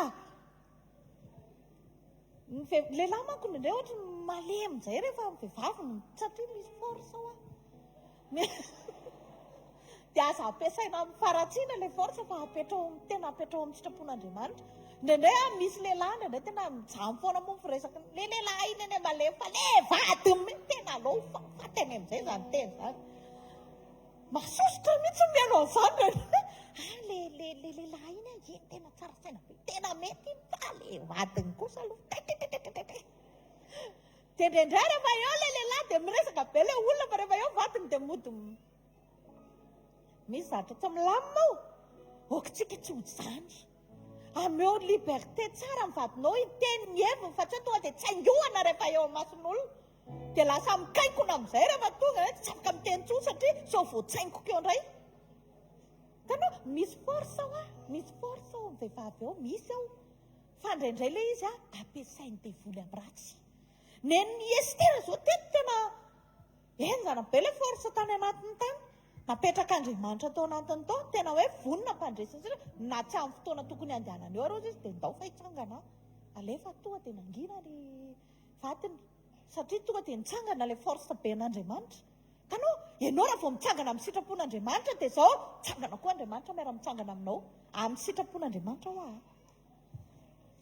dia ohatran'izay le izy tiako ho fantatrao roneny fa misy hery zay ao anatinao afaka hijoro amin'ny sitrapon'Andriamanitra foana amin'ny fotoana rehetra jereo indray zao ihana tena hoe tena nandinika an'ity tantara ty raisy ny Samuela voalotoko fahenina amin'ny Samuela voalotoko voalohany andiny fahenina amin'ny roapolo sy fafito amin'ny roapolo valo amin'ny roapolo vakitsika amin'ny anaran'i Jesosy manao hoe aroa ihany tompoko raha velona koa ny ainao tompoko izao ilay vehivavy mitsangana teto anilanao ka nivavaka tamin'i Jehovah ny ahazahoako ty zazalahy ty ho ny vavahako dia nomeny Jehovah izay nangatahako taminy koa atolotra ho an'i Jehovah kosa izy eny amin'ny andro rehetra iainany dia voatolotra ho an'i Jehovah izy dia nivavaka tamin'i Jehovah izy jereo tsara zaza tsy nananana fa nangataka raha menao dia ameko anao ameko ianao indraindray tsika reny betsaka mivavaka alefantsika ao an-trano zao Jesosy raha vao zao ny zavatra mitranga dia nefa rehefa avy eo vao azo ny valim-bavaka velony Jesosy rehefa anina indray miona iny fa adiny daholo indray teto nefany jereo ty reny ty netiny io zanany io natao ohatra izy hoe raha ho tazomiko ty dia ahoana ny anjara voatendriny ty satria efa nisy resaka ny resahako tamin'Andriamanitra zany reny zany aikay mahatazona promesy eo amin'Andriamanitra rehefa tsy hanota tsony dia tsy hanota tsony zay rehefa tsy hanao an'ity tsony dia tsy hanao tsony zay vitany reny zany tetony an'ity tena enjana zanaka tsy nananana firy patokany nefa niendrasana efa ela fa inona ny teniko tamin'Andriamanitra dia tsy afaka hivadika satria reny afaka miazona tsara ny tenin'ny fanarahana impiry ianao no mifona amin'Andriamanitra impiry ianao no mibebaka amin'Andriamanitra raha pitso miverina ihany impiry ianao no miteny fa idina mihitsy ty vavako ty dina mihitsy ty fa tsy fosafosa tsony ale voara voasitrana ny aretinify fa manao indray asa vaiko aloha fa manina ny aretinify za rehefa misy zavatra mararara anao ty zao hoe fa tsy teniteny tsony sao dia tena ianao ianao zany teneko zao fa za zany teneko zany rehefa marary ny nifiko na marary ny lohako dia mivavaka tena mety raha tsy saina taizandray zao zay dia miala ny fiambenana miala ny fiarovana amen mila mailo amin'izany tsika fa tsy ny olona ny andrasantsika iteny hoe sao dia le mahatonga ny nifinao marary sao dia ianao niteniteny foana dia tezitra ianao raha vao zay fa rehefa ianao ihany no miteniteny anao dia tsy tezitra tsony ianao amen dia ohatr'izay le fomba fiarahana amin'Andriamanitra jereo tsara fa neny ty ihana ty inona ny lazainy tamin'Andriamanitra fa iny teny hijoroanao iny no mitondra n'le zaza tany anjara voatendrana jereo tsara Samuel io fa rehefa nijoro teo masom-bahoaka dia zao zavatra nataony hoe izy eto ozy izy no nangalariko ny ombony izany nataoko iny vadiny izany nalaiko ozy izy zany hoe io lehilahy io zany rehefa naterina teo amin'le promesy nataon'le mamany dia lasa olona vanina ny tahian'Andriamanitra hatramin'ny farany amen tsy haiko hoe misy idiratsika nge no avy ny zanakitsika indraindray mety nare tsy fantatritsika hoe zavatra kely tsisy dikany nefa misy idiratsika le izy misy idiran'ny fijoroantsika misy idiran'ny ny zavatra rehetrarehetra ataontsika jereo tsara ty ihana ty tsy izy ny namanatra ny zanany hoe Samuel taoko ty mbola kely io dia efa nalefa tany mbola tsy hanina koa fa zao le fijoroan'le reniny natonga n'Andriamanitra ny tahiry an'le zaza natonga azy hatrany amin'ny anjara voatendriny zaza tsara io zaza io amen zaza tsara nge zanakitsika fa andao izy apio amin'ny fijoroanao jereo ty reny ihana ty tiany be io zanany io fa tsy hoe tsy tiany fa zao niaritra izy nitondra ny zaza io teo amin'Andriamanitra mijoro izy tamin'ireo teny promesy rehetrarehetra izay nataony an'Andriamanitra impiritsika reny no mivavaka mangataka amin'Andriamanitra raha zao raha afaka fanadinana fotsiny ary dia efa misy zatra teneninao ho afaka fanadinana izanak'io Jesosy dia zao no ataoko izy afaka ihany le zaza fa iny ihany miveriny i zavatra neny nijoro tamin'ny teny lazainy tamin'ny Jehova na tonga aza ny valim-bavaka dia vao maika nijoro atateraka ny antom-pisian'ny zanany andaontsika mba hijoro amin'ny sitrapon'Andriamanitra ireo vady sy vavaka izay nataontsika tamin'Andriamanitra rehetrarehetra afaka manatateraka an'izanytsika aty ampahery anao androany hoe tsy olana ny ady atrehanao fa andesika ametraka ny toerantsika eo imason'Andriamanitra fotsiny ataovy izay mahatazan'Andriamanitra anao amin'ny fijoroany neny mandefitra manome voninahitra an'Andriamanitra neny be fitiavana manan'ilay fitiavany Jesosy velona ao anatiny mampiavaka azy amin'ny hafa neny mijoro ary neny mitana ny teny izay nolazainy vitan'ny vehivavy ireo zavatra ireo ary napetraka Andriamanitra tamin'ny vehivavy misy lehilahy mety tsy mahavita an'ireo fa vehivavy mahavita an'ireo fa mino fa mahavita an'ireo daholontsika rehetrarehetra dia ampatsaro anao androany hoe Andriamanitra nge miasa tsy azo ferany rehefa nandeha ny zanak'Israely dia zao niady ena ry zareo rehefa niady ena ny zanak'Israely dia zao ny zavatra nitranga ozy izy Andriamanitra hoe teneno ry zareo fa mandritry ny ray volana mandraboaka ny enany amin'ny vavorony dia hinan-kena foana izy dia ozy izy Mosesy hoe na ho foana aza ve nitrondro any an-dranomasina ombin'iza daholo no vonoina dia ahoana ny avoky an'ireo satria enetsy eo sa ohatrohatran'izay nisan'ny anaty baiboly misy zava mahazo mamaky baiboly ianao dia zao ozy izy Jehova hoe fanga ny ena ny tanako hitanao joro vavolombely pastor Body to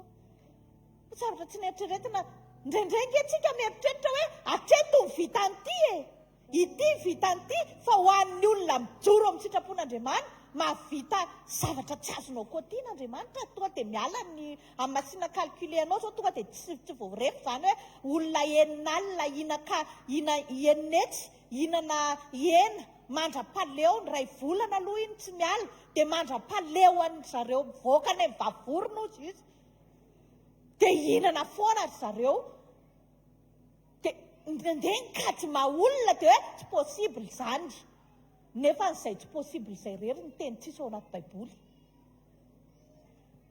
amen dia teny aminao hoe Andriamanitra ny mahavita ny zavatra rehetrarehetra hoe tao amin'ny Jesosy ny adinao neny betsaka ny zavatra lalovany reny eo amin'ny fiainana be dia be mitambesatra be dia be fa zao Jesosy eo foana manohana anao Jesosy eo foana mijery anao misy fotoana nandray ozy izy anao tena tsy vitako tsony tena reraka izy nefa eo foana ijorona vavolombelona izy fotoana tany ivelantany reraka dia misatra mavesatra manino ohatrany rehetrarehetra manavesatra ihany dia petraka aloha matory satria Andriamanitra tena tsy mahavita mivavaka tsony fa reraka dia iny misy olona any tonga any vangin'Andriamanitra zao fatako daholo ozy izy ny mivesatra anao izany efa tsy miresaka amin'ny olona io hoe za nge ka marary loko zao tsika miteniteny zao tsy tenin'inona antany sainy teo reto mivesatra reto fa zao ozy izy sa ozy izy naseho an'i Jesosy hoe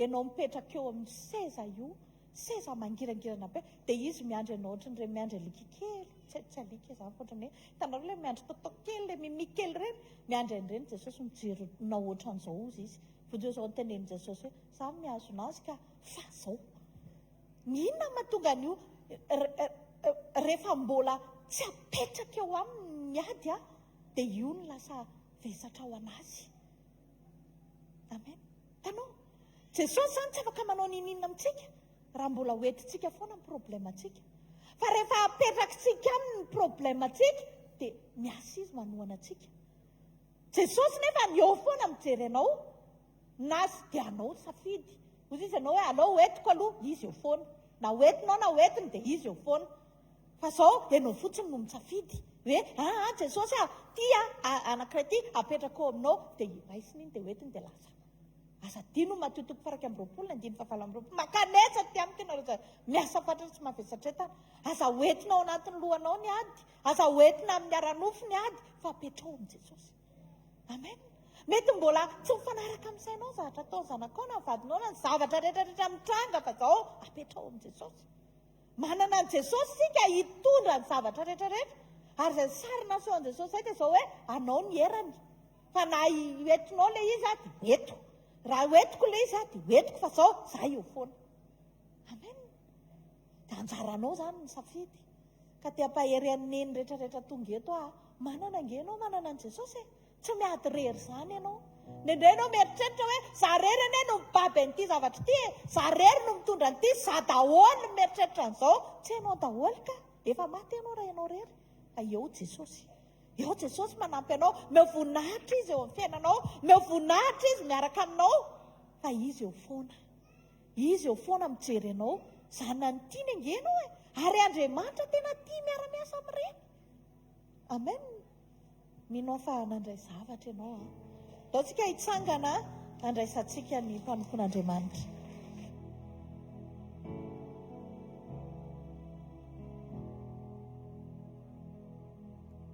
Ia. Dao sisika tia tanana mafy an'Andriamanitra e. Velontsika hatrampamonjena no fahasoavany. Ary tadio fa tsy amin'iritsika na mifahatanjahantsika fa mifanahy Jehovah tompony maro. Mifanahy Jesosy Kristy. Amen. Mifanahy masina. Ao hofany amin'ny lanitra ny tanao dia ndaontsika hisotra an'Andriamanitra. Misotra Jesosy ny fotoana androany. Misotra ny aminay tsirairay avy izay vanginao indray ao anatin'ny fiombonana, firaisana latabatra aminao. Aoka ny zavatra rehetra izay trangeto androany maraina. Tsy ho ambany kontrolina ny olombelona, fa ho ambany sitraponao sy ny fahefanao tanteraka. Azy izay tompo nomena voninahitra fa aoka ny anaranao rery mandrakizay. Dia aoka ty fotoana androany ty Andriamanitra ho fotoana andrenesana ianao vaovao indray. Mena ianao ny sofinay, ny masom-panahinay, ny ao anatina ray manontolo anjakao Jesosy. Voninahitra ao no misongadina eto ary tsy hita eto akoatranao sy ny anaranao rery mandrakizay. Sotra ny amin'ny famangina ny fonay sy ny vavolombelona mitrangy eo amin'ny fiainanay. Misy ifandraisany amin'ny fiovampo sy ny fiainam-panahinay. Ifandraisanay aminao mandrakizay. Zavapoana ny zavatra rehetra raha tsy eo ianao. Ianao ny rehetra ilainay. Mitenena Jesosy fa miendray. Amen dia amen. Ndaontsika ity tanana mafy an'Andriamanitra. Mahaza ho toerana toko miarahaba ny rehetra izay tonga eto androany maraina. Tahiny Jesosy daholo ny maman rehetra. Ndao ity tanana mafy amin'ny maman rehetra izay tonga eto. Alleluia. Nareo ny fototra sy fantsona ny men'Andriamanitra eto ambony tany ampisy ny taranaky ny zanak'olombelona. Satria tsisy ny olombelona raha tsy namorona vehivavy Andriamanitra. Sorana ny anaran'i Jesosy izay namorona anareo. Satria ny antom-pisinareo dia tena ilaina inegligeable hozy izy ny vahiny. Tsy azo ambanina, tsy azo amaivanina. Fa ny fisinareo dia lafatra indrindra ho fiainan'ny fisinay lehilahy sy ny fiainam-piankonana. Androany maraina dia zarantsika ao anatin'ny fotoana fohy. Ny toeran'ny famonjena ao anaty communion sy ny fiantraikan'izany eo amin'ny fiainantsika.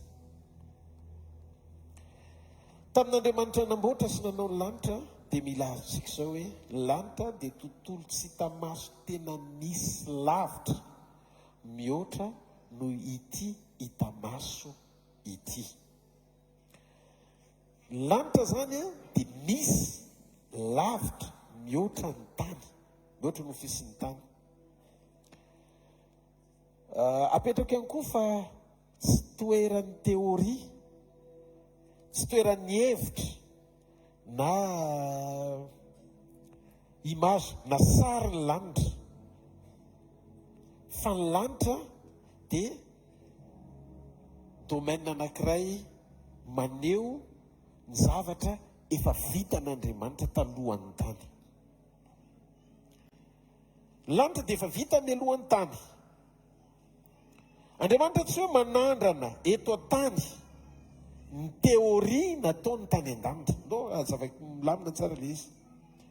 Tsy hevitra ny tao an-danitra fa zavatra efa vita.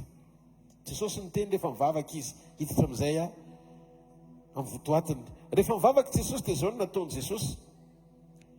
nampianatra amin'ny mpianana izy hivavaka raha ina izy any an-danitra o masina ny eny anaranao ho tonga ny eny fanjakanao atao any eny sitraponao ny ety-tany tahaka ny any an-danitra dikanao ny ety-tany tahaka ny an-danitra midika fa ny lanitra dia efa vita meloa ary ny tany dia nataony tahaka izay efa vita atao hoe lanitra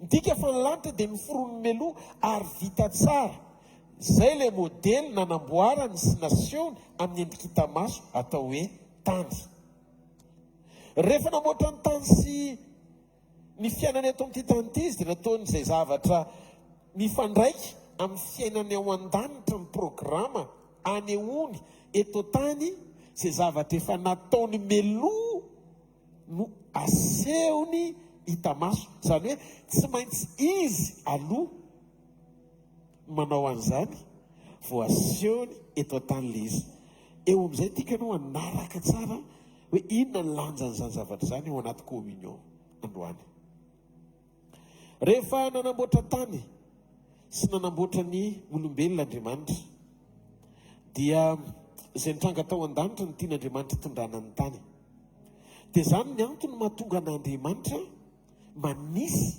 test épreuve na fizantoetra ho an'ny olona jereo ny Genesis 2:20 ny andininy voalohany ka hatramin'ny andininy faharoa Genesis 2:20 ny andininy voalohany ka hatramin'ny andininy faharoa zao ny voalaza ao amin'ny anaran'i Jesosy ary rehefa afaka izany zavatra izany dia ny zan'Andriamanitra toety Abrahama ka hoy izy taminy ry Abrahama ary hoy izy itya andininy faharoa ary hoy izy ento ny zanakao ny lahy tokanao zay tianao dia Isaka ka makanesa any amin'ny tany Moria ary atero any izy ho fanatitra dorana ao amin'ny tendrombohitra anankiray izay ho lazaiko aminao eo tsika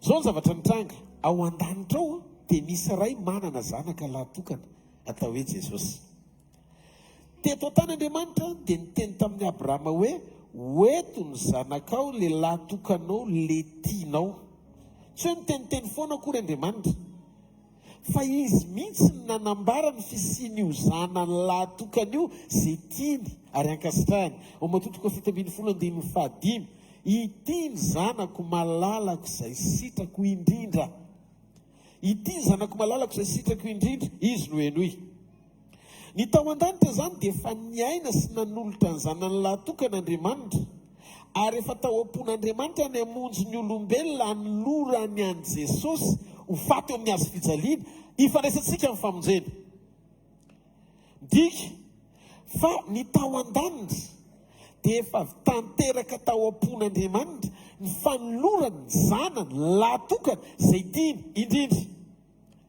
fa melohany anatanteran'Andriamanitra an'izany toy izy Andriamanitra hoe tsy maintsy misy olona eto ambonin'ny tany anapirofo ao am-pony manana ny ofo io ho aho dia rehefa nijery Andriamanitra dia hitany hoe teo i Abrahama dia rehefa hitany hoe teo i Abrahama dia zay ny nandrasany natonga azy androso amin'ny fanapahan-kevitra aneho hita maso eto an-tany izay zavatra efa marina ao an-danitra tanolo ety an-tany ho tahaka ny any an-danitra dia zao ny zavatra misy rehefa nanomboka Abrahama naneho tamin'Andriamanitra fa mety izy vitany Abrahama zay zavatra nitakian'Andriamanitra sy nandrasan'Andriamanitra taminy Abrahama ozy Andriamanitra oka aloha tsy avelako ianao anao an'izany hatramin'ny farany hoe anolotra ny zanakao sy amono ny zanakao ho fanatitra satria ny ety an-tany ho tahaka ny any an-danitra tsy maintsy za aloha no manao an'le izy voalohany vao miampita ao am-pona ho hita taratra amin'ny taranaka ao any ariana le toepoko tany an-danitra nanapahako hevitra izahatoetrany ao anatinao androsoko amin'le programa eny ambonin'ny tany isehoany famonjeko dia jereo tsara ny Genesis 2:20 ny andininy 10 ka hatramin'ny andininy 12:20 ary Abrahama nanindrotra ny tanany ka nandray ny antsy mba hamono ny zanany fa niantso azy ilay anjelin Jehovah tany an-danitra ka nanao hoe ry Abrahama ary kosa izy ndia dia ozy izy Andriamanitra aza maninjitra ny tananao mizazalahy ary aza maninona azy akory ianao fa hitako zao fa matahotra n'Andriamanitra ianao fa tsy narovanao tamiko ny zanakao dia nylahy tokanao. Ny mahatokan'Andriamanitra ny teny an'io dia zao: le fanaty mpisoronana mbola tsy mitranga tao an-danitra fa tao am-pon'Andriamanitra dia tsy maintsy Andriamanitra aloha manatanteraka an'le izy voalohany, satria ny tany tsy mahazo manao zavatra hafa akoatr'izay efa nasehon'Andriamanitra sy nataon'Andriamanitra. Zay no hamaritra ny atao hoe finoantsika an'Andriamanitra. Tsy marety eka ao an'Andriamanitra. Ozy izy Andriamanitra, zany Andriamanitra manao ny zavatra rehetra. Zany manao ny zavatra rehetra aloha vao miteny aminareo hoe manahafa ary ataovy zay ataoko, zay nataoko. Ataovy zay nataoko. Zay nataoko sy toe-poko, ny tiako ataonareo sy toe-ponareo. Hitarafana ny endriko ahitanareo aho sy ahitako anareo. Zay zany miazona ny vision an'Andriamanitra. Ahitanao amin'ny fotoam-pampakarana sy miazona ny ao anatinao hifankahita amin'ny fanatrehan'Andriamanitra amin'ny fotoana rehetra sy hivavahanao aminy. Hitahiry anao ny fahalalanao amin'ity fahatakarana hafakely omen'Andriamanitra antsika ity indray androany. Ny ety an-tany ho tahaka ny any an-danitra hozy Jesosy. Izy nanao zavatra rehetra aloha vao miteny amintsika hoe manahafa azy, ary izy no miteny hoe ataovy zay nataony. Zay nataoko sy toe-poko ny tiako ataonareo sy toe-ponareo, hitarafana ny endriko ahitanareo aho ary ahitako anareo. Zao izy izy ilay Andriamanitra manome anarana ny voarin'ny foroniko. Any boky ny mpanao salama izy niteny hoe ary izy manonona ny anarany reny tsirairay avy ny amin'ny voary rehetra zay nataony. Tejereo rehefa nitranga tany an-danitra ilay izy melohana amoroan'Andriamanitra ny zavatra rehetra, dia miteny tamin'ny Adama amin'izay izy confirme an'ilay izy meo anarana amin'ny biby rehetra sy ny zavaboary rehetra. Zay ilay nitranga tao amin'ny saedena. Izy aloha nanao ny saedena vao nanindry ny Adama izy hiasa sy hitandrina ny saedena. Teteny Jesosy hoe zay nataoko ihany ny tokony ataonareo, ary zay no mamaritra ny finoanareo. Jaona 1:10-12. Zay mino aho nataoko no ataony, ny asa ataoko no ataony koa. Andriamanitra zany tsy mampanaonao zavatra tsy nataony zany, fa zay zavatra sainy ataonao dia zavatra efa nataony daholo. Nareo ve tsy mahita fa nisy fotoana izy niresaka tamin'ny Davida, tsy miantso anao hanompo ary Davida raha tsy zalo no nanompo anao meloha. Salamo 7:25 mamelatra latabatra eo anoloako eo mason'ny fahavaloko ianao. Iza kay ny manompo ary iza ny tompona. Le mamelatra latabatra sa le mitoetra eo amin'ny seza ho karakaraina? Le mitoetra eo amin'ny seza ho karakaraina ny tompona, fa le mamelatra latabatra no manompo. Nefa Andriamanitra nalaza, Davida nalaza ao amin'ny Salamo, mamelatra latabatra eo anoloako eo mason'ny fahavaloko ianao, ary eo no amenonao Andriamanitra ny kapokako. Dikan'izay Andriamanitra no servira na nanompo an'i Davida meloha vao niantso an'i Davida ho mpanompo.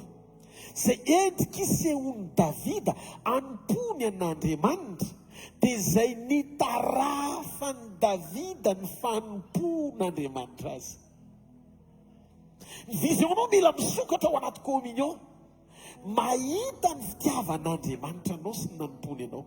Ary zay signe na famantarana maneho ny endriky ny fahalebiazana zay lazain'Andriamanitra fa fahalebiazana eo masony. Zay te ho lehibe aminareo dia aoko ho mpanompo n'izy rehetra. Satria Andriamanitra nanompo melohan'ny fanompoana ho azy. Mafantatro ve fa rehefa nampianatra Jesosy ny mpianatra dia nidiny izy nanasa ny tongotry ireny mpianany ireny. Dia zao no nataony: raha zaho sy izay heverinareo fa lehibe midina manasa ny tongotrareo, nareo koa izy tokony hifanasa tongotra.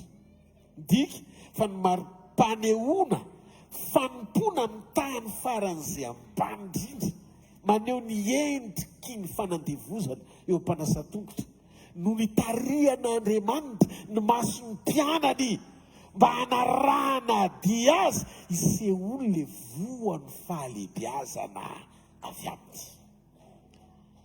Noho izany ny fahalehibiazana ao anatin'ity fanjakana ity tsy aseho amin'ny endrika eo eny ambony latabatra sasa-tongotra fa miseho amin'ny endrika Kristy midina manasa-tongotra. Tsy marety dia zay nahatonga le fanasa-tongotra mifandraiky amin'ny tsodrano zay nambarany Arona. Hitanao anie Jehova dia miaro anao izy, ampamirapiratra ny tavany aminao anie Jehova dia miasa amin'ny famindrapo ka mindrafo aminao izy, anandratra ny tavany aminao anie Jehova ka mianao fiadanana.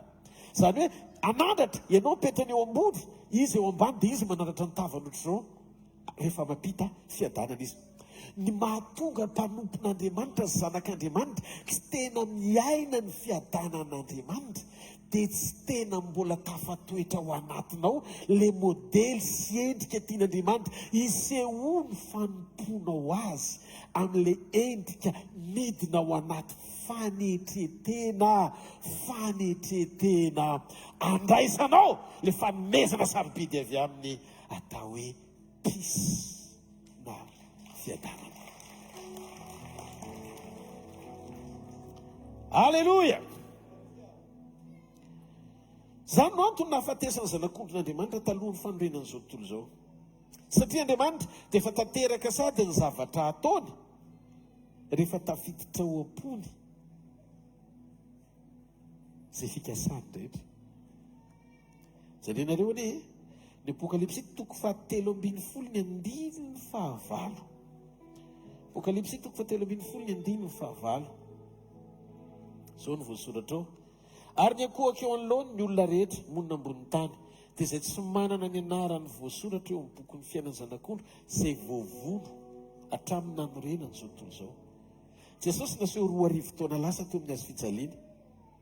Zay natonga tsy nanaiky ny anolorana ny Isaaka satria izy aloha no manao fanatitra voalohany vao ny fanatitra Abrahama ty aoriana. Dia azo hitarafana ilay endrika ao am-pon'Andriamanitra nanolotra ny Kristy, le fizantoetra ny Abrahama anana ny toe-pon'Andriamanitra mafoy zay tiany no ny fanekeny tsy fankatoavany an'Andriamanitra. Dia andao le tsy kijery Jaona voalohany 7:9 dia zao ny voasoratra ao. Izao no ahafantarantsika ny fitiavana satria izy nanolotra ny ainy hamonjy antsika ary sika kosa mba tokony hanolotra ny aintsika hamonjy ny rahalahy. Tanarao izy io zany le toe-po tokony ananana, tsy hamono olona ianao atao fanatitra kosa, fa le toe-po tokony ananana taorina loran'Andriamanitra ray ny zanany atao hoe Jesosy. Dia tokony ho maro toerana ao am-ponao ilay endriky ny fitiavana nananany prototype avy aminy, mitovy amin'ile nitiavana itsika. Atsakana tana izay mandriana tsy mahazo latsak'izay ny fitiavana miasa ao anatinao sy mampiasa anao, satria maneho ny endriky ny tena fitiavana tsy fahafoizan-javatra fa fahafoizan-aina ho an'ny rahalahy. Andao e olana sentsika ihany ny razay ny Jaona. Ny apôstôly Jaona dia nampanoratany fanahy eo amin'ny filazantsara izay soratany. Jaona 2:7 izy ny ten'Andriamanitra tsy misy manana fitiavana lehibe noho izao dia ny manolotra ny ainy amonjy ny rahalahy. Zany no mahatonga antsika rehefa hoe misy olona mila raha dia manolotra raha ianao amonjy ny sakaizanao. Zany zao anisan'ny endriky ny fitiavana hita maso takotaka hoe afaka manolotra raha. Nisan'iza zany no mitoro hoe tsy mahazo manome raha, tsy mahazo manome raha ilay finoana dia fampianaran-diso fa tsy misy manana fitiavana lehibe noho izao dia manolotra ny ainy ho an'ny rahalahy, ny raha ao amin'ny aina ny raha. Mitondra fiainana ny raha. Noho izany ny kristianina mihitsy ny tokony hanome raha ho an'izay marary any amin'ny hopitaly sy mitehaka ao amin'ny tombo.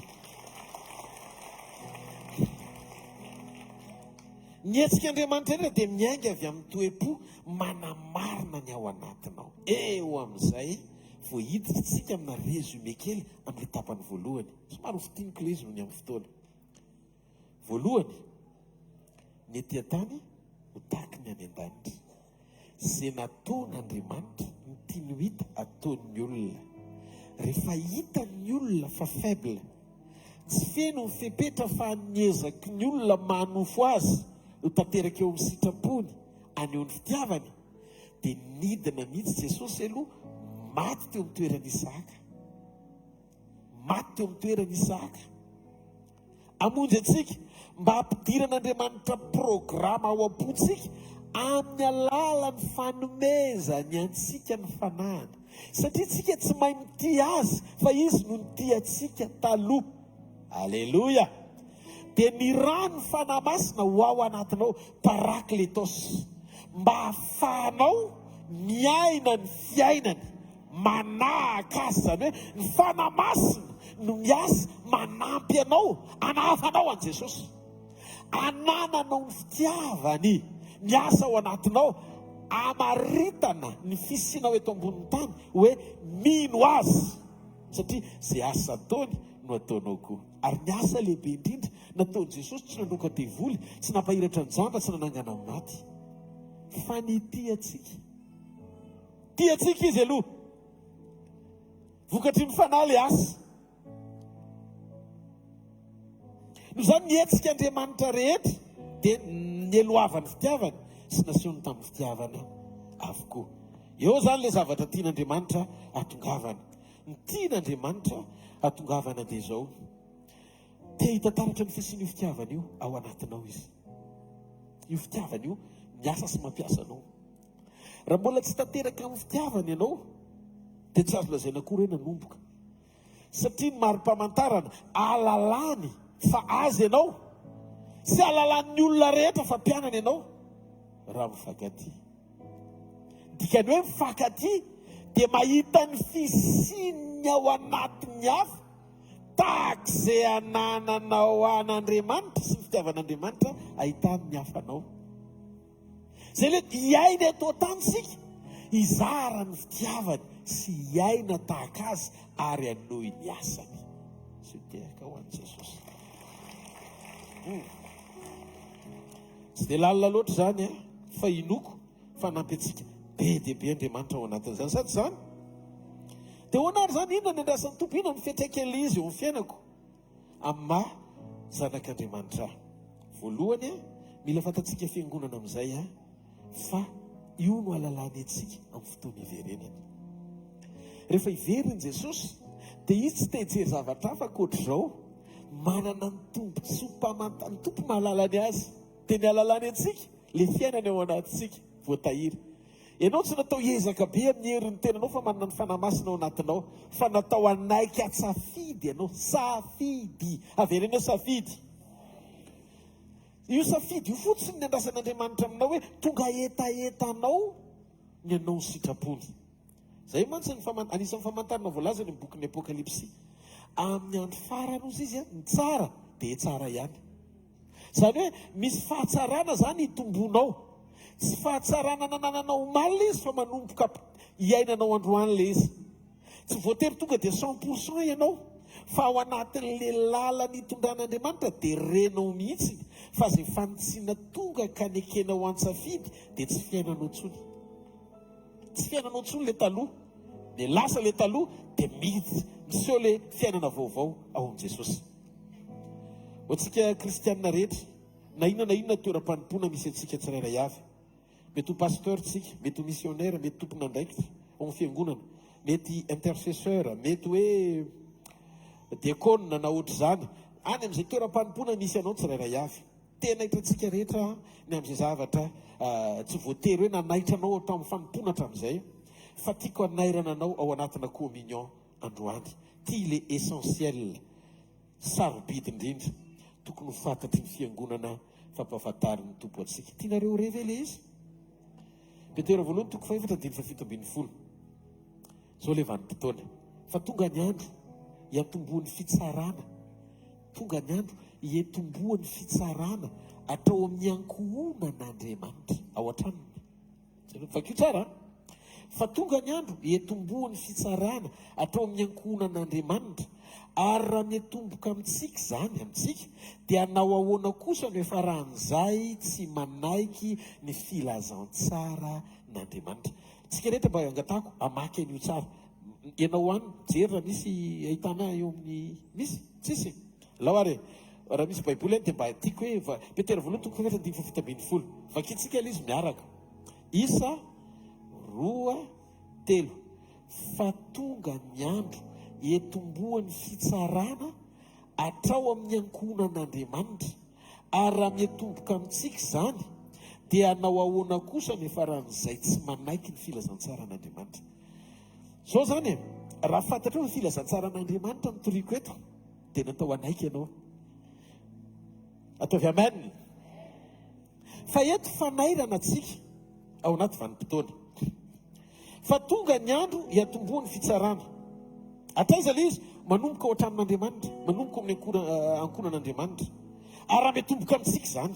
Zany hoe mitodika makany amin'ny fandiny tena amin'izay, ny tena eto manondro ao anaty communion hoe aiza ho aiza ny toerana misy atsika. Matetika dia miazakazaka fantatry ny amin'ny zavatra marobe. Ohatra, variantsika amin'ny asa manandraikitsika andavanandro amin'ny asa fivelomana. Misy fotoantsika variana loatra amin'ny asa fanompoana, tokantrano, andraikitra sy zavatra marobe izay mbola iainantsika sy mahavariantsika eo amin'izay tontolo-piainana misy atsika andavanandro. Fa adinontsika ny zavatra sarobidina ny essentiel. Voasoratra tsara eto amin'ity Petera voalohany toko faefatra andimy folo fito ambin'ny folo ity, fa tsy hoe lohany ianao fa tsy rambony foana akory ny teny ao am-piangonana hoe lohany ianao fa tsy rambony, ny ambony ianao fa tsy ambany.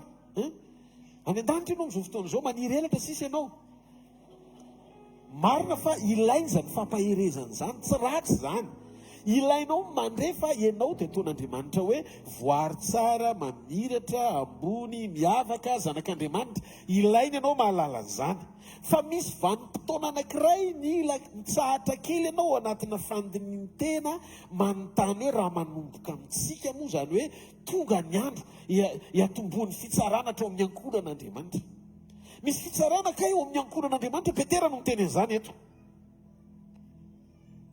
Maikerytsika isaky mietsika anonona sy amaky ny tenin'ny Salamo 150 hoe ary tsisy loza anjoanao na nanakaiky ny lainao sy nrehetrarehetra. Confession betsaka amin'ny parole. Tonononao fotsiny izy rehefa zao fa mipotsanteny zany. Rehefa misy ady atreanao dia Salamo 150 fotsiny verinderin'impolo fa mipotsampy zany. Satria tsy mifamerenanao an'io tsy anjery. Ampisy fiatraikany anovany situation androany ny zava-dehibe. Fa ny communion anananao ao anaty amin'ny fankatoavanao izay voalaza an'Andriamanitra, iainanao amin'ny fiainanao andavanandro, izay ny tanjon'Andriamanitra.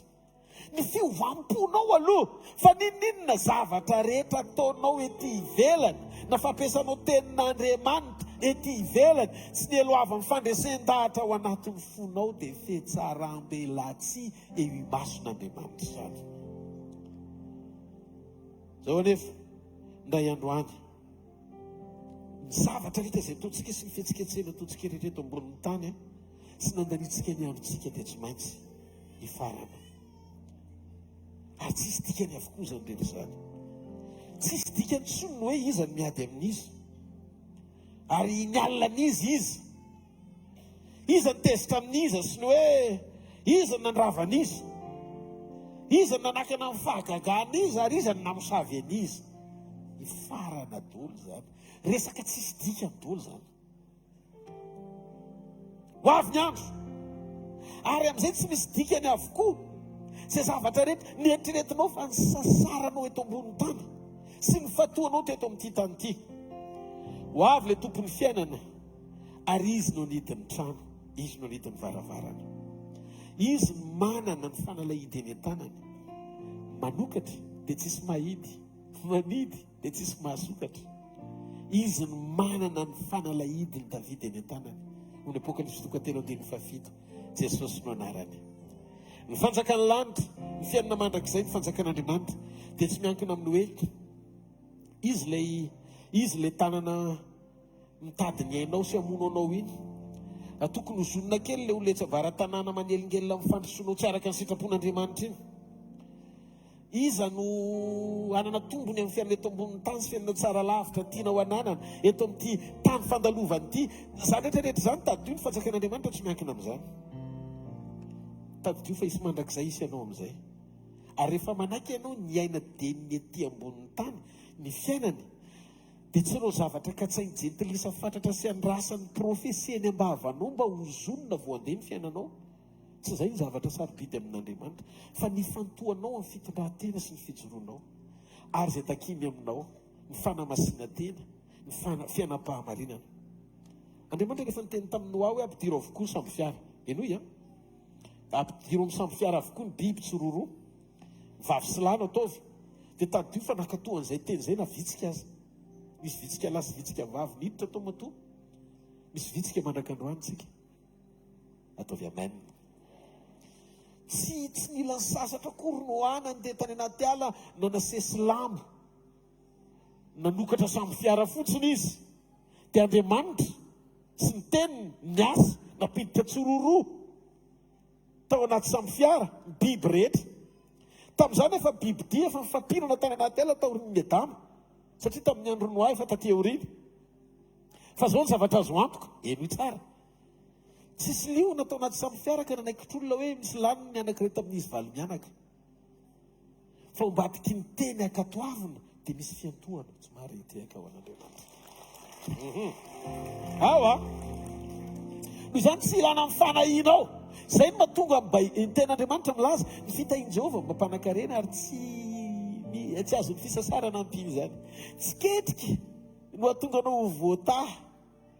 Sy ny fampiasanao hery sy saina sy diplôma sy ny fahaizanao mampidi-bola sy mikarakara momba ny fiainanao ny hahatonga anao voatahiry. Fa mifanekenao zay lazain'Andriamanitra miantoka ny rehetra tonga zay rehetra momba anao tsy soraraka na ray azy. No zany aza manany andro zany. Fa rehefa feno fankatoavana an'Andriamanitra ny eo am-ponao, miantoka fiadanana sy fitsarana sy fahafenona ary fiantohana ny fiarovana momba ny fiainanao Andriamanitra. Tsy maneteka ao an'Andriamanitra. Zany mahatonga antsika tsy mandany fotoana eo am-pieverana zay asoanao eto tany. Fa raha ny amin'izany Jesosy efa nanome lesona jereo voromanidina. Tsy mila profesia reny fa mivoaka maraina dia miditra arivo voky, satria misy miahany fiainany. Raha misy miahany fiainanao, tsisy etsiketsiketsehana avy ety ivelany na ezaka ataonao no ampandroso an'io, fa mifanekenao akatoy fotsiny dia miara-miasa asoany zavatra rehetra. Ataovy amen. Fa zao ny mila everinao ao anatin'ny fonao, aza mihevitra afatsy izay tokony ho everina. Inona lazay ny tenin'Andriamanitra? Ozy izy Jesosy, ho avy ny andro ny fitsarana miainga ao an-tokantranon'Andriamanitra, ao amin'ny ankonany. Ary raha tanteraka izany ho aiza misy an'ireny olona tsy mba nakatony filazaon-tsara ireny. Ahoana nefa raha izay tsy manaiky ny filazaon-tsara an'Andriamanitra? Misy tsy manaiky zany io filazaon-tsara io. Io filazaon-tsara io zany le tena filazaon-tsara. Tsy filazaon-tsara le tonga dia morekena reny satria mahafinaritra ny sofina. Zao vanim-potoana zao ny safidianan'ny olona mpitoro mampetipety azy, io anganongano mampitsiky sy mampanao amenina anao io tsy tonga any an-danitra io. Raha ianao no misafidy meteza ampiasa sofina iaina le filazaon-tsara, tsy dia tian'ny olona ho ekeny reny. Ary rehefa manomboka tsy tian'ny olona ho ekena amin'ny filazaon-tsara, manomboka vitsy, satria manao sivana sofina iaino mba hatanteraka an'ilay olom-bitsy ho ampakarana.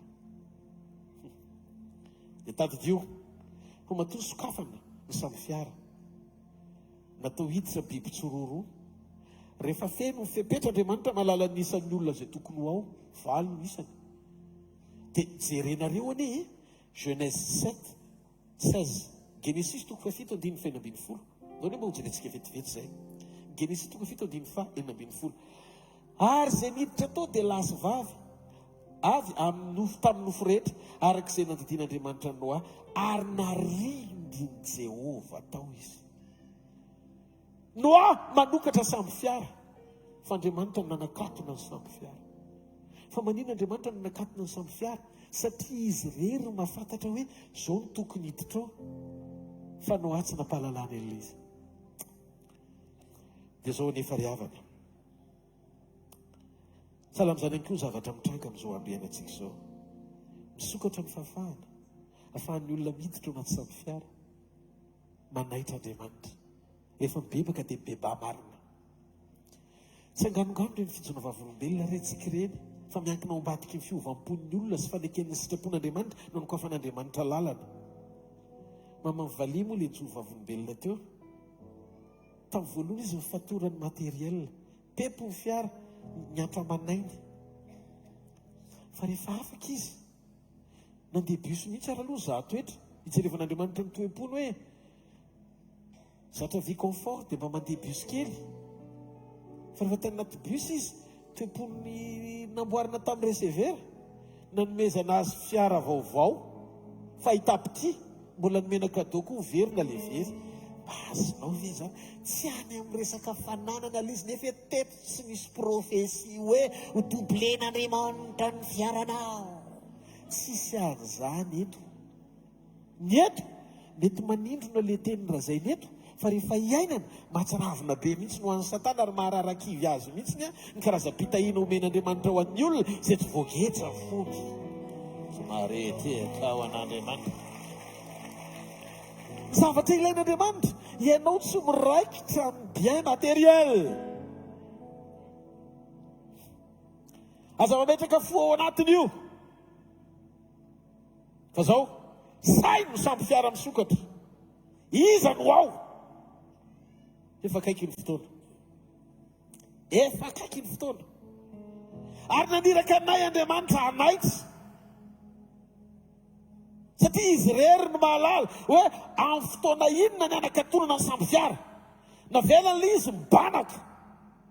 Ny rahany no sokafy le izy dia sokafany. Ohatray le filazon-tsara. Nasainy toreny no aye. Ho avy ny safidrandra olombelona. Ny tany tamin'izany mbola maina.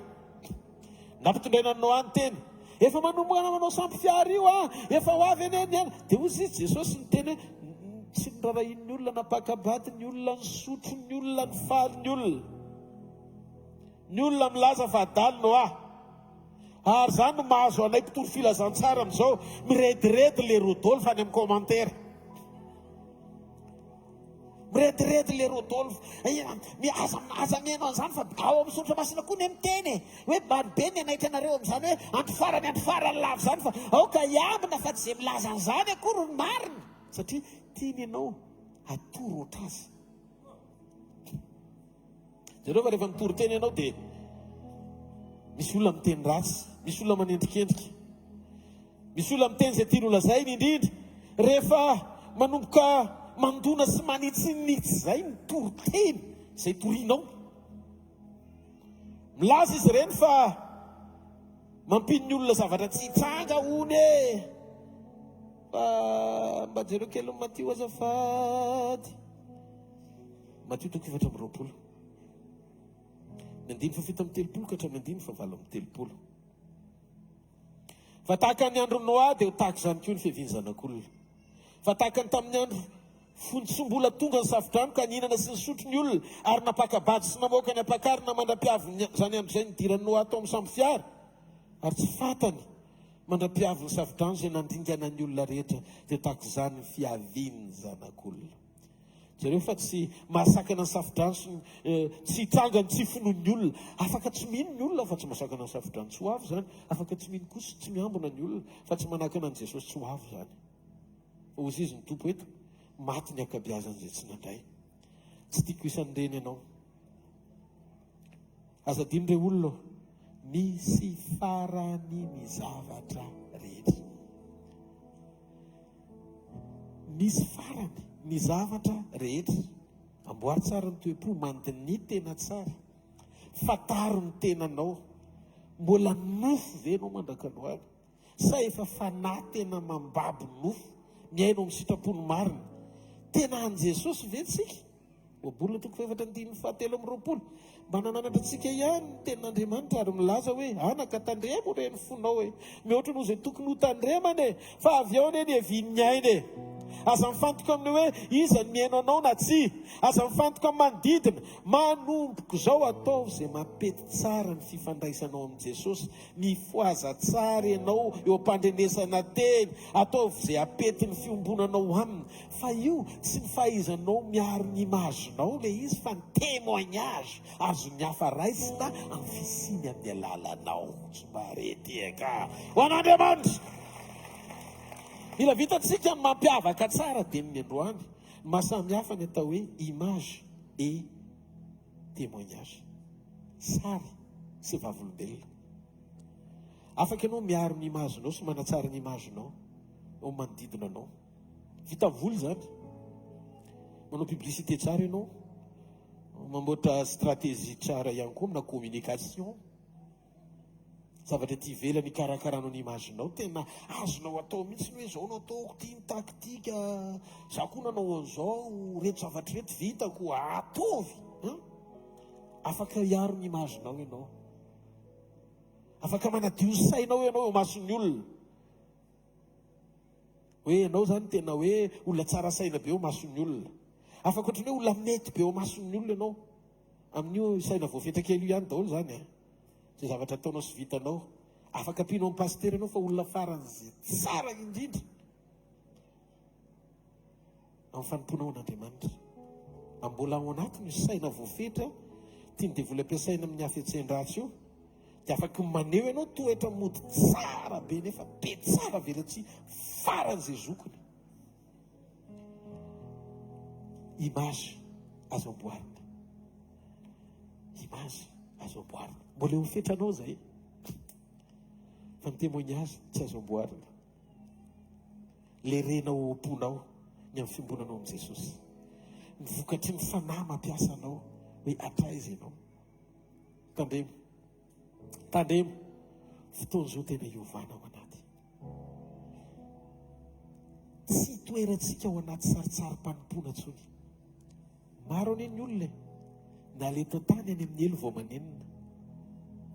Fantatrao le mpanan-karena misy Lazarosy mandra teo akaikiny, tonga tany amin'ny elo izy vao teny hoe raha misy olona afaka irana avy ety akany mba atao esoesa fa tsy tiako akaty le any, ary magaga fa kay tany izy vao nahalala fa tsy prioritera ny fametrahany arena be sy vola be sy trano be, fa ny prioritera kay Jesosy be tokony napetrany aloha. Fa teto izy sy tonga saina, fiafahana izy vao tonga saina. Mba fantatrao ve mety misy namanao akaiky, mety misy olo tianao tena nakaiky mifonao efa lasa, fiafahany zareo am'izao dia manao ohatr' izany matoa Jesosy manao an'izany fanoaran'izany hoe mety fikaikaiky ny olona any amin'izao ianao mbola velona izao, ny teanirako olona voavonjy any mifankahita mba hiteny hoe andany irao ihany, fa tsy tiako akatina ny olona faran'izay tsy tia asy nanao ratsy azy. Ary tena disiko hoe motivationko tena ambonin'ny tany zany eritreritra hoe arena be ny lova ho an'ny taranaka, kay Kristy ny lova tsy mety simba ary fanantenana amin'ny voninahitra.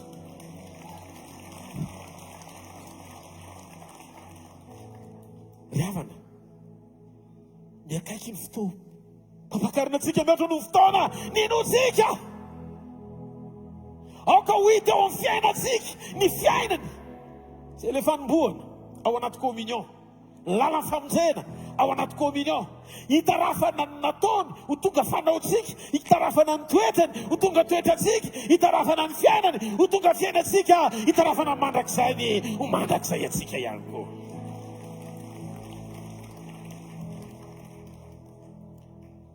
Zay nandalo rehetra teto an-tany ka nifikitra tamin'ny tany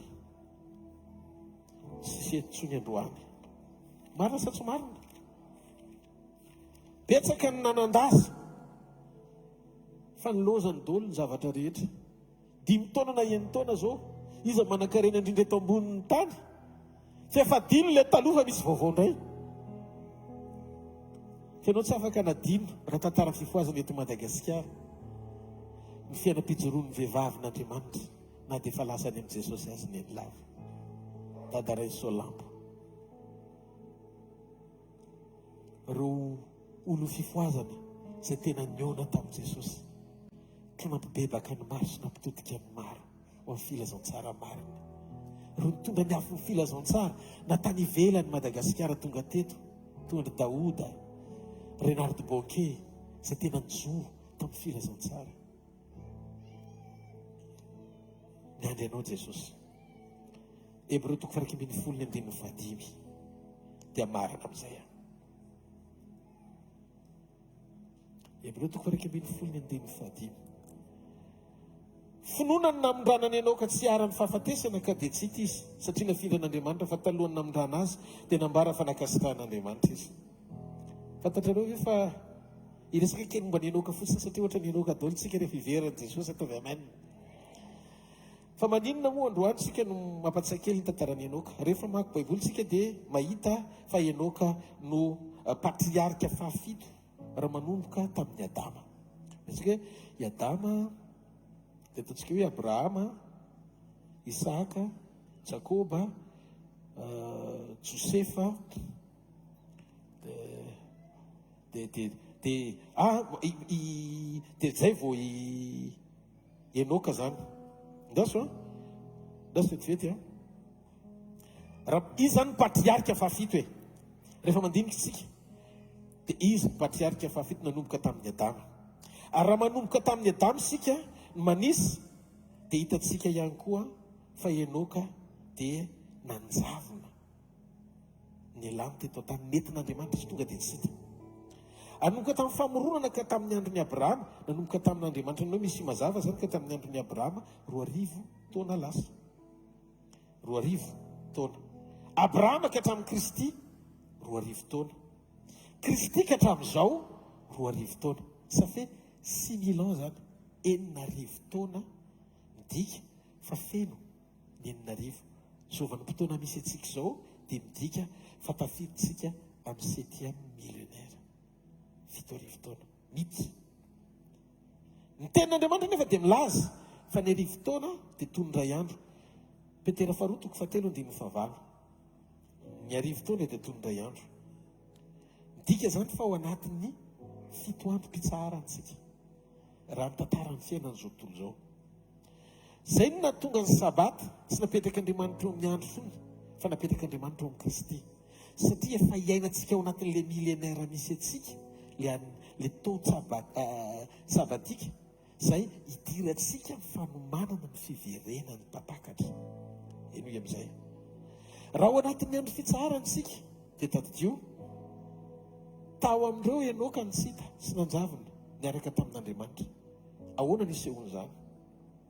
Rehefa nomboka neno ny feon'ny arkanjely sy ny trompetran'Andriamanitra dia ilay mpimaso reto trango reto misy seho eto ambonin'ny tany. Misy roa eo mpandrina mpivady, ny iray ho raisina, ny iray tavela.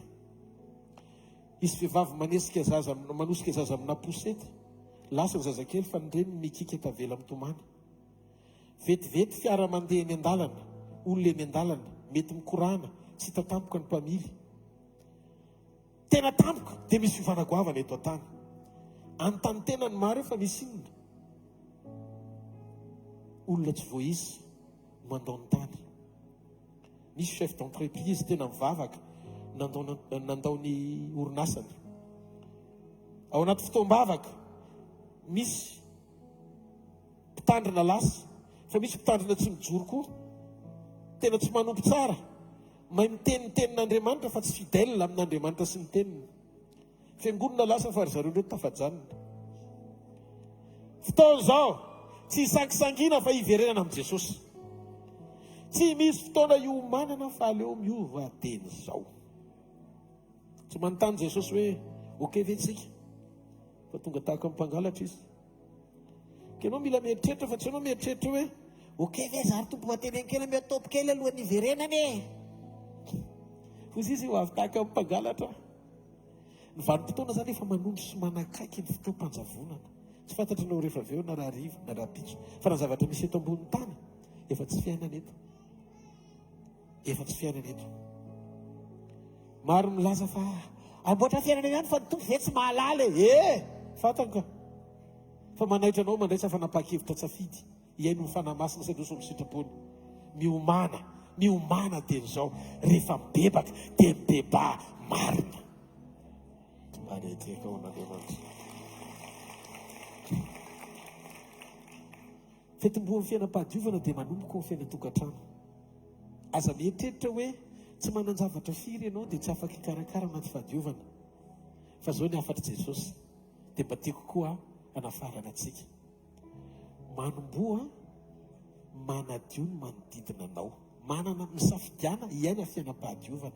Jesosy ny teny tamiko rehefa alohan'ny hivavaka na hitokana dia mandeha mandro foana. Tsy mahazaka fofo-keliko izy akory. Fa tiany ahy hiaina ny fahadiovana. Dia ny kristianina tokony mampiasa an'izay atao hoe fiainam-pahadiovana izay eo amin'ny tontolo misy azy. Any an-trano sy ny manodidina ny tokantranonareo diovy. Sady manadio tontolo iainana izay ny mari-panehoana koa fa tena manomboka tafiditra ao am-ponareo ny fiainam-pahadiovana. Fa azo refesina mari-dre fitarafana fiainam-panahin'ny olona ny fahavoretrany. Aza soke moa tena tenim-pahamarinana izy. Za mety maloto lavitra noho nareo. Ataovy amen moa ta i Jesosy nareo hoe amen. Fa raha vao nandrehan'i Jesosy dia nanomboka miaina ny fiainam-pahadiovana. Tiava fahadiovana. Fa raha vao tsy tia fahadiovana dia ohatran'io koa ny fiainam-panahinao. Misy zavatra tokony bebana fa matorotoro manana reti-panahy eny ianao. Fa atomboy le izy. Diovy manodidina ny tranontsika. Diovy manodidina ny tanànantsika manodidina. Ataovy amen.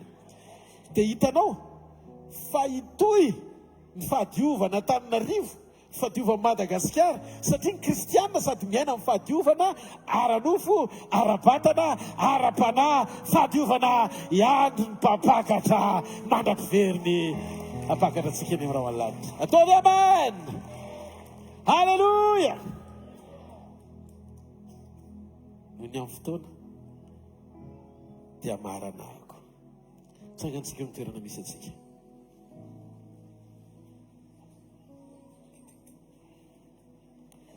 Misy olona voatavy androany?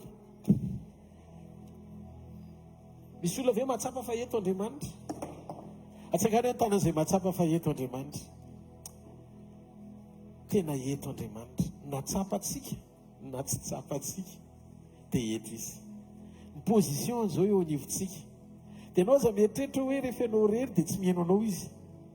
Ary indrindra ny tranonao ny trano dia dio varavarana dia mandoli, fa ny rainao izay ny an-danitra ivavahanao dia maly anao. Fa ozy koa izy eo ivondrona ny roa na telo amin'ny anarako dia eo afovoany ahy. Tsy miteny zany izy hoe tsy eo raha ohatra ka mihoatra ny roa, fa eo afovoany fotsiny izy par rapport amin'ny position mahatonga azy miteny eo afovoany. Fa naiza mihaino anao izy, manany anao fiainam-bavaka. Amen. Androantsika iombona amin'ny Jesosy, iray amin'ny Jesosy, mangatahinao amin'Andriamanitra. Jesosy io za tena te iray tanteraka aminao. Tsy tiako saritsary ny fanompoko sy ny firaisako aminao, fa zay miainanao mihitsiny amin'Andriamanitra anao no tiako hiainana fiainako miaraka aminao. Mety tsy vitako zany ao maha-olombelona ahy, fa misaotra anao ny amin'ny fanahinao zay nomenao ahy, fanahy-masonao. Meko alalany ianao anapaka tompoko, hanjaka eo amin'ny fiainako ao anatin'izao fiombonan' izao dia mahatsiaro ahy. Ny zavatra rehetra izay nataon'i Jesosy andreseko miaraka aminy. Asa natao vavaka ao teneno Andriamanitra. Tika ny vavaka hiteny amin'i Jesosy par rapport an'izany teniny zarainy izany. Ianao tsy le zanaka mpakariny, aza manamelo tena. Tsisy fanameloana ao amin'ny Kristy Jesosy. Tsisy fanameloana. Mbola tonga izy amindra fonanao, tonga izy amela ny ilokao, tonga izy anangana anao, tonga izy ampiasa anao. Tsisy saritsary ny zanak'Andriamanitra natsangana eto hoe fa tena zanak'Andriamanitra no misy eto. Mahafinaritra ny sady somorana e, le hoe miaritra ianao tonga any amina firenena hafa ozy izy bobo. Tsy hoe miandry an'izao tontolo izao akory ianao hanome ninoninona anao, satria tsy eny an-tanan'olona ny fitahinanao fa eny an-tanan'Andriamanitra. Fa le mitoetro mahatoky mba miainy kely io fitarainan'ny ankonanao, nefa mijoro fotsiny eo anatren'Andriamanitra. Dia Andriamanitra manao zay tokony ataony mapety. Rehefa fatany fa mety dia misy, rehefa fatany fa tsisy dia tsisy, rehefa fatany sy fatany tsy miankina amin'izany le izy, miankina amin'ny fifandraisana amin'Andriamanitra. Jereo le toe-po mijorony bobo tao anatin'le izy mivady firy taona, fa zay le toe-po zay le sarobidy mihoatra lavitra noho ny zavatra rehetra. Tsy manana didy sy andraikitra koatra ny maneho fitiavana ianao. Ny ankoatr'izay tsy anjaranao ny fitsarana, tsy anjaranao ny fanameloana fa na Kristy azy mbola tsy tonga nameloka fa tonga meta fo izy. Sokafo ny fonao dia teneno Andriamanitra, tia Jesosy androany, tia iombona aminao androany. Mino ny fitantananao, mino ny fitondranao, ianao ny rehetra eo amin'ny fiainako. Sambatra fa voavela ny eloko, voasarona ny fotako, tsy ny sainao ny eloko, fa ianao nanafaka sy namena fo tamiko. Androany sokafo ny fonao, matsiaro an' Jesosy talohan'ny alina izay namadiana azy. Nandray ny mofo izy dia nisaotra izy teo izy hoe, tia ny tenako izay vakiana ho anareo, izao no ataovy fahatsiarovana misaora azy.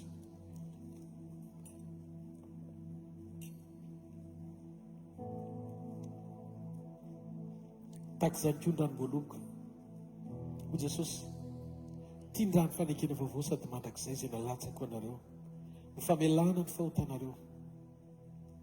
Ka no vinanao mihinana ny mofo sy misotro amin'ny kapoaka dia manambara ny nahafatesako ianareo ny tompo mandra-piavako. Fa ny nofoko ny tena fihinana ary ny rako ny tena fisotro. Misaora azy.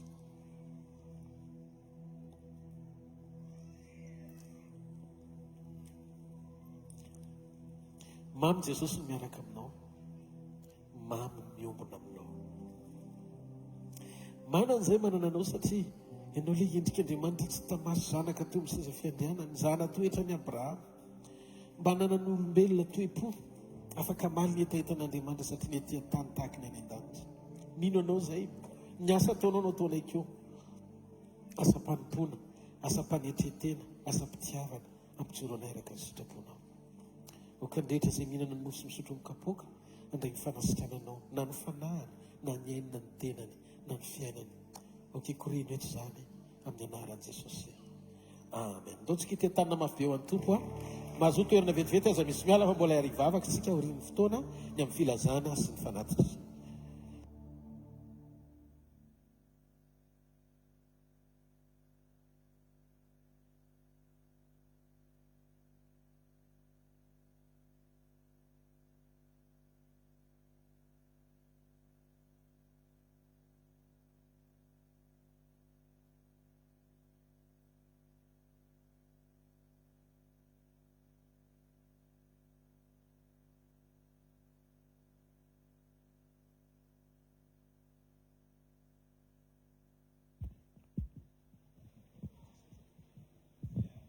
Da ny tompo taolontsika rehetra, Jesosy ny ilainao.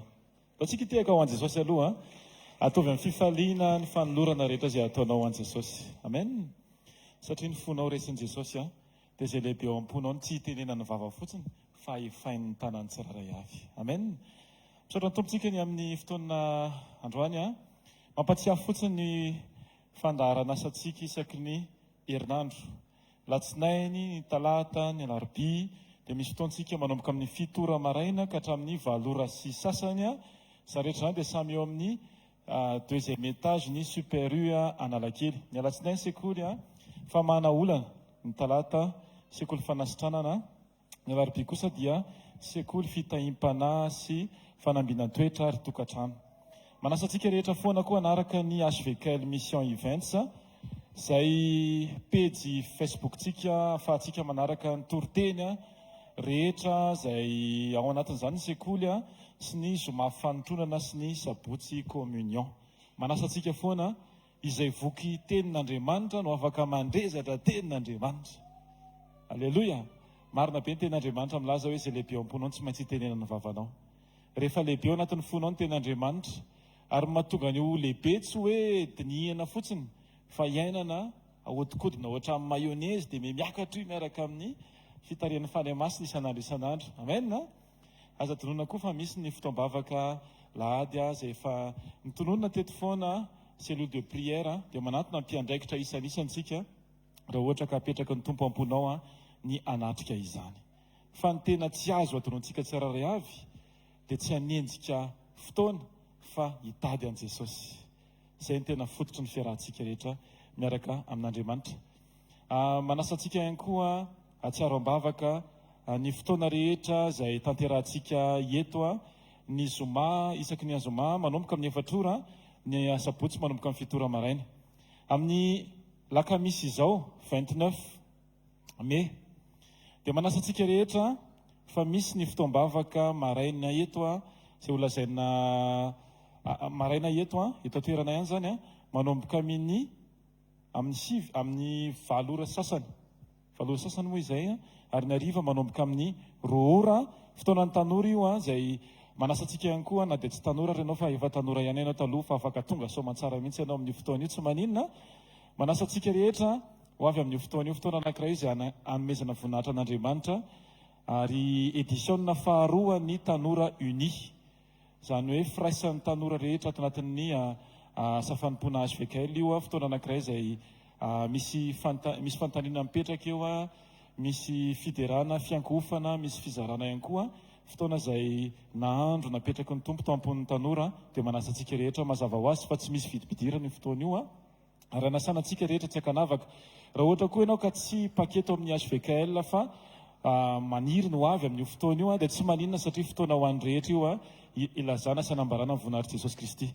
Manasantsika rehetra rehefa vonina mbola tsy vonina kay. Aleloia. Dia mbola mitoy ihany ny filazana manao ana kokoa tsika izao na eno ny toriteny. Aleloia. Ny miaraka amin'i Jesosy dia tena mila fo feno fahatsorana afahantsika mandray ny zavatra rehetra satria ilay izy efa vitan'i Jesosy daholo ny zavatra rehetra.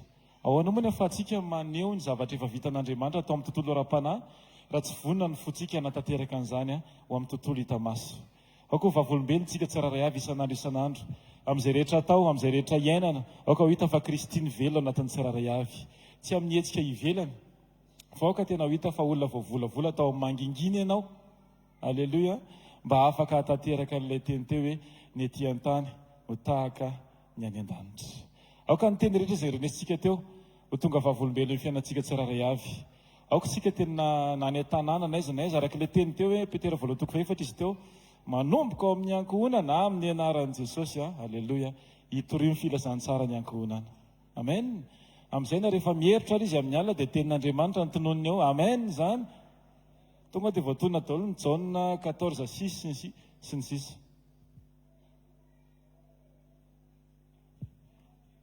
Tonga dia misy manasany pasteur Poudira zany no hira anankiray. Tsika kosa dia sady hiomana ihany koa rehefa avy eo ny amin'ny fiarabana ny reny. Io izy io io izy io. Aleluia.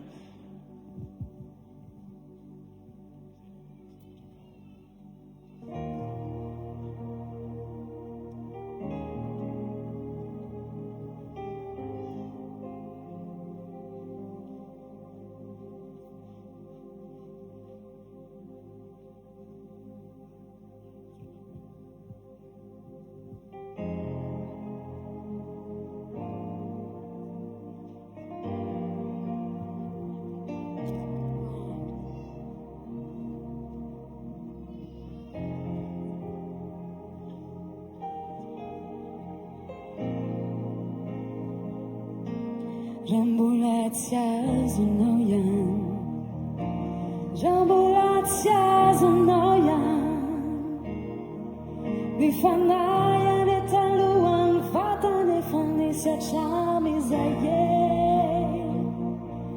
Rambulatsia zunoyan, Rambulatsia zunoyan, Nisafida ninatawitatan Amaritanan madrakizaye Bulatsia zunoyan Rambulatsia zunawe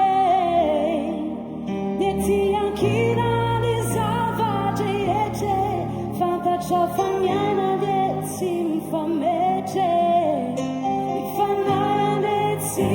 tsy ho faty ny afobeany tsy misy matate vaizanao raha mandao ny tany fa niantsy sy fiafara fa sady mai mai mai fa tsy omby vava ho any paty mai mai mai rehefa ny neniny zay no mandatsy mai mai mai tsy hoe adala fa tsy te alale mai mai oa nefa tsy afaka ihany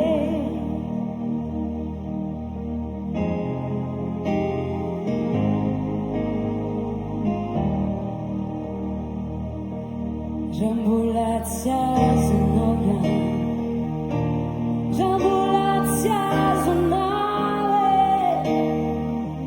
Dray mandeha matsiany any ny olona dia ho avy ny fitsarany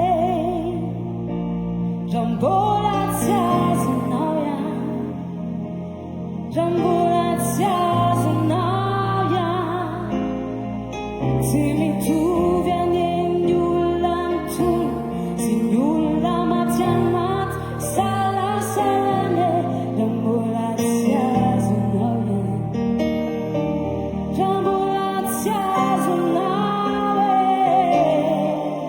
ataonao hoe tsy mandinona ny manao tsinontsinona famonjena lehibe toy izao miaino ny namontseny anao ahoana raha mba zay lasany no atao famonjena tsy ambidy fa novelona nafaka safidy fa sady mai mai mai fa tsy omby vava ho any paty mai mai mai rehefa ny neniny zay no mandatsy mai mai mai tsy hoe adala fa tsy te alale mai mai oa nefa tsy afaka ihany mai mai mai tsy omby vava ho any paty mai mai mai rehefa ny neniny zay no mandatsy mai mai mai tsy hoe adala fa tsy te alale mai mai oa nefa tsy afaka ihany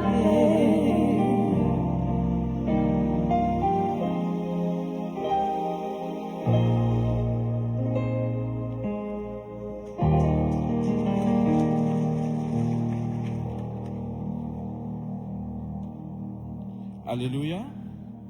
Manasantsika hitsangana dia hivavatsika sitraka ny tompony amin'ny fanatitra ainjiro miaraka amiko ny tananao en direction an'ireto toerana nandrotsahantsika na naterantsika ny tany anatin'ny fotsika rentsika le teny teo raha vao tsy alohavany toe-po manamarina zay hetsika ho ataontsika dia zava-poana rehefa manao fanatitra dia aza matsiaro hoe tena voatery be io indray misy fidiram-bola le fotoana fitadiavam-bola tsy zay le izy fa nahatsapy isika ny asabidiny zavatra nataon'Andriamanitra dia tongotsika manomea ho an'Andriamanitra ray amin'ny anaran'i Jesosy Kristy Tompo amin'ny fonay no anateranay ny vo ny amin'ny fahatsapahanay fa sarobidy ny fanatrehanao tsy ho voavidinay vola ny famonjena ny teny sy ny fanatrehanao mahatsapa kosa izay hoe nivanginao nampiasanao mpanompo na nranao mpanompo na mpiteneninao ny mpanomponao anairana trano fa tsy ao ambadiky ny toroteny mahafinaritra fa ambadiky ny toro-teny tsy mahafinaritra manitsy dia mankasitraka izay ray anaran'i Jesosy ary mitsodrano ireo vo fanatitra fafolo-karena sakrifisy famafazana ho amin'ny projet dia ho tanteraka tomombana entinay tahaka ny mofo vitsy sy azan-drano vitsy zany teo an-tananao inonay fa avoky olona mihoatra ny 5,000 tahaka ny fanaonao ianao atsiaro isy atokantrano sy fisambatan'olona ny amin'izay rehetra nataony tsirairay avy tamin'ny titolo akaroteny ny anaran'i Jesosy amen tekisika an' Jesosy mbola afaka manome azonareo ve falitsika amin'i Jesosy fa mbola afaka manome mankataka ny tompona andraikitra avy hatrany dia akan'ity dia andefa ny fahafahantsika manao ny fiarabana fête des mères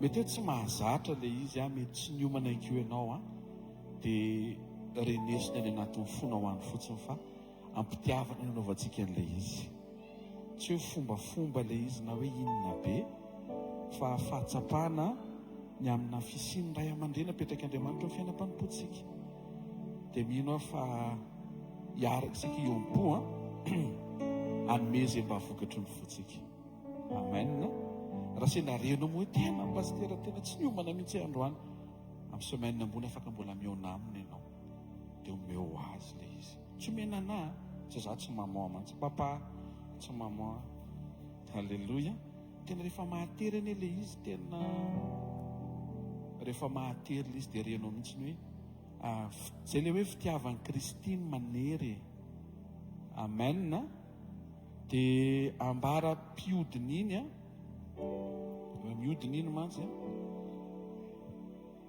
dia averiko tsy haiko manery atao anaty ty teny ity ataovy mandresy lahatra anao le izy dia atao faly be anao manao an'le izy aza ve le izy fahaterena aza manao aloha raha voarenao zay satria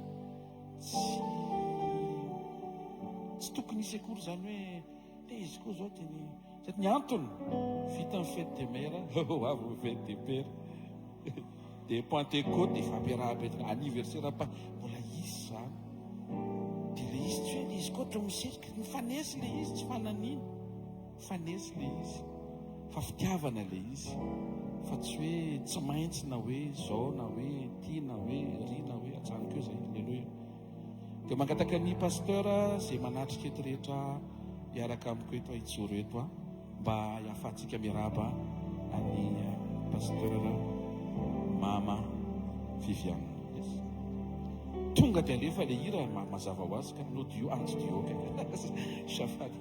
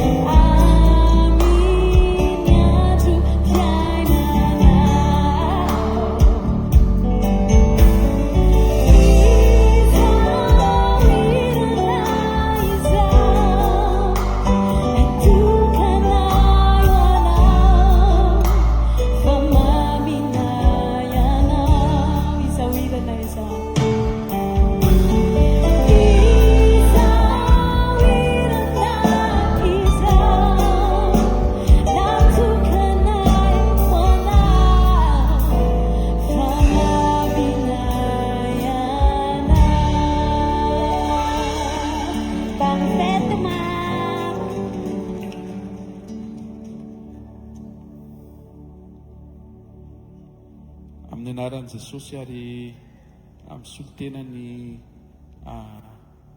zanaka rehetra, zanaka mpinoana amin'ity andro anankiray atserovana ny nanomezan'Andriamanitra ny reny na ny maman araka ny voalaza ny teny rehetra izay mifanesy teo hoe notendren'Andriamanitra ny vehivavy ho reny poiran'ny taranaka, ary vehivavy anisan'ny tena nampiasain'Andriamanitra tao amin'ny programa amin'ny famonjena. Dia mahatsiaro ny asaribidin'ny fisinao manokana atao amin'ny asa fanompoana sy eo amin'ny fiainanay. Tsy reny ara-panahy ianao fa reny ampinoana, ary ampiasain'Andriamanitra anangana fiainam-panahin'olona marobe izay lasa zanaka natsangan' Jesosy ho lasa zanak'Andriamanitra ato amin'ity iraka ity. Nareo mivady mihitsy. Halleloia. Tao anatin'ilay tononkira teo dia efa atao hoe voabango sy voalaza ny teny mamina haino anina koa tomany ianao tsy mamindra zavatra reko anisan'ny mafy be amin'ireny hoe tsy hitantsony ny zanany. Androany izay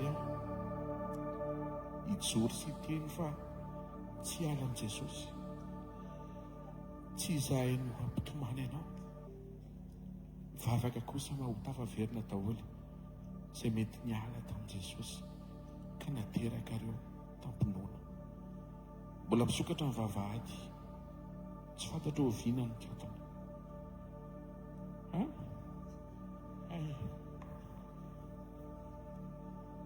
Vetivety. Mbola misokatra ny vavahady dia maniry izay mba ho feno ny fifaliana. Hoe ireo zanaka rehetra izay napetraka Jesosy tao amin'ny lalam-piainanao tsisy very na ray aza. Ary averiko ilay teny teo hoe izay reto koa nefa mba hanao izay tsy hahavery anay koa, mba tsy ho vesatra ho anao, fa mba hatohana, mba ho fanohanana. Rehefa hivavaka ianao dia tadio fa vavaka miaraka aminao izay any ambanimbadika kely aho. Rehefa mijoro ianao dia mivavaka izay ny amin'ny fijoroanao. Rehefa manintsy ianao dia ketrona kely izay fa mivavaka izay dia voaraina ilay fantsiny. Rehefa manao sambosy ianao dia mihinana izay ketrika amin'ny fananay. Amen satry amen. Maninona koa ty raha mahazo ty ny latsaka fifaliana e. Halleloia. Sady mahafinaritra fa to dia mamamtana be mihitsy ny atao amin'ny tanàna. Halleloia. Tsy avy aminy le izy fa avy amin'i Jesosy nisy vavolombelona teto raha tsaronareo efa teo am-bavahoanany andeha fa Andriamanitra ny namerina ary Andriamanitra ny mbola nanome. Mbola mangataka amin'i Jesosy izay raha mbola mety ny tompo, mbola omeny tombonandro ianao hiaraka aminay raha mbola mety ny tompo. Ary mirary soa hoery nitanjaka hatrany fahasalamana, fahasoavana sy ny fitahian'ny tompo eo amin'ny fiainanao sy ny fiainanareo mivady. Amin'izay mbola tombonandro omeny ahafahantsika miaraka eny manompo an'i Jesosy hatramin'ny farany. Tetahiny Jesosy farangasiana vavaka fety enjiry ny tanànareo. Mahatsiaro izay Jesosy ny saribidiny fitondrahanao ny fiainanay amin'ny alalan'ny fametrahanao izao mpanomponao izao zanako izao. Anangananao azy ho reny ampinoana, nampiasanao azy teo amin'ny fiainam-panomponay sy teo amin'ny fiainanay tamin'ny fomba maro samihafa. Misaotra ny amin'ny fisian'ny fête des mères atserovanay nametrahanao an'izao mpanomponao izao ho reny mitaiza, ho vady manohana ny mpanomponao izay napetraka ao, ho mpitarika ny asa fanompona hita maso satria fantatray fa ianao no mitarika ny rehetra moa. Misaotra betsaka mangataka hatrany izay famindramponao, ny fahatsaranao, ny fahasoavanao, ny fanohananao, ny fitahinao, ny fombanao, ny fahatsaranao rehetra zay tsy voatony ny vavanay fa mino izay fa anangana azy hatrany ianao reny tsara, reny feno anao, reny miay ny taranana. Matsaro ambavaka mivesatra ao anatiny ray amin'ireo zanako rehetra izay mety efa mba nandalo tato amin'ny asa fanompoana fa tsy hita. Mety miala, na mety ho tratry ny fiemorana, ninona mety ho entrom-panazavana. Ny angatahanay Jesosy ho tanteraka hatrany ny fiombonan'ny fianakaviana ho iray rehefa tonga ny fotoam-pampakarana, mba tsisy ho tavela, tsisy ho adino. Matsara mbavaka an'izao mpanomponao izao ianao no hiaro azy, anome azy teny sy fahendrena hatrany amin'ny fampiasanao azy, mba nanganana ankohonana mpivady, taranaka, olona be dia be hifanaraka amin'ny sitraponao, amin'ny anara-maheran'i Jesosy Kristy avy Nazareta. Mangataka hatrany izay ianao no afaka manefa ny faniriana, na ny faniriana faran'izay sarotra, na ny nofinofo faran'izay tsy ho takatry ny sainay, dia mangataka izay mba ho ataonao ny fiainan'izy ireo izany.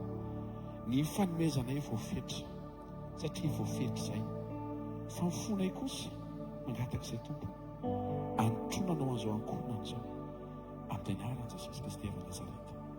Amen. Tiaka mafitsika ho an' Jesosy. Alleluia. Manarak'izay dia misy araka ilay voalaza teo moa tena avy amin'ny foro reto, tena faly izay ary ny fifaliana dia manome. Tsy haiko ohatrinona ny anatin'iny fa avy aminay rehetrarehetra ireo reny. Tsy hoe izy ny nanome ohatriny, izy ny nanome betsaka, tsy any amin'izay ilay izy, fa tena sahoana ohatran'ny tsisy mamalina hoe ahoana sa tsy ahoana izany mihitsy izay mihitsy ilay izy ka tena vokatry ny vote. Ataovy izay mahafaly, ataovy izay mahasoa, izay apetraky ny tompo ao anatinao, fa tena avy aminay ilay izy. Fa mbola ho avy ny fotoana, aloha izay fotoana izay hitranga amin'ny fahafahany mbola hanome anareo mihoatra loha izay vita ny tananay, ho valom-pity amin'izay tsapanay, fa tena manasoa anay nareo, satria tena ray aman-drenonareo, ary anaiky izay hatrany hitoetra ho zanaka. Mety ingezanao nareo izay fa zanaka. Alleluia, alleluia. Vao mijery fotsiny amin'ny masonareo dia mikoropaka izay, na dia ngeza be ohatr' izao ary, satria tianay nareo, tianay nareo rahalahy.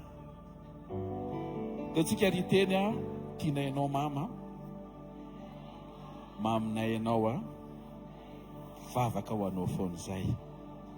Bisou toraka. Alefa soria sao dia lasa tia indray mialy. Tehaka mafy be ho an'i Jesosy. Mifanantona. Ay mikroka.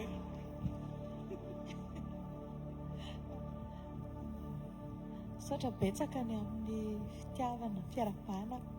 Tsy hita moa izay olazaina fa tahiny Jesosy daholo tompoko. Dia zavatra angatahako androany dia hipetraka daholo tsika rehetrarehetra. Dia mangataka ny pastor Rodolphe mba androso aty dia hitsangana daholo izay reny rehetrarehetra, hivavaka ho an'ny reny androany. Mety misy mandalo zavatra sarotra mafy amin'izao fotoana izao, mety hoe mamatsika eto fa tsy eto, dia atsiarotsika ambavaka an'izy ireny, dia engaviana hitsangana daholo indray izay reny rehetrarehetra, reny ihany mitsangana, dia angataka ny mpanompon'Andriamanitra tsika mba hivavaka ho azy. Raha io ny anaran'i Jesosy Kristy avy any Nazareta, vavaka izay ho an'ireny izay tonga eto androany. Mety ao Andriamanitra ny reny efa tsy hotsony ny ray tokony hanoana azy, fa tononoko ny ao amin'ny Isaia 4:20 hoe mpanao anao ny vadinao. Jehovah tompony maro no anarany. Izy ilay mpanoana ambony ny mpanoana rehetra. Izy mitahiry, manokatra ny lalana, momba sy manosika anao amin'ny zavatra rehetra. Jesosy Kristy avy any Nazareta, ilay tsy mandao fa io mandrakizay. Tononoko amin'ny anaran'i Jesosy ny fanampiana eo amin'ny fiainanareo, ny tanana eo amin'ny fiainanareo, ny fiainatokantrano, ny fitaizanany ankizy, ny ara-pivelomana, ny zavatra izay atao dia Andriamanitra momba anaraka ny sitrapony avokoa. Tononoko vehivavy feno fahendrena ao an-tokantrano, feno fiadanana feno fitiavana feno faononam-po andohalika ho an'ny ankonana modely tsara ho atokantrano mpikarakara ny ankonana aneo voninahitra Andriamanitra tononoko amin'ny anaran'i Jesosy ady atrianao dia Andriamanitra efa mpanoresa ianao sady mbarako amin'ny anaran'i Jesosy Kristy ny fitsarana avy aminy fahafenona avy aminy ameny ny tokantrano tsoeray avy izay tonga eto amin'ny anaran'i Jesosy amen.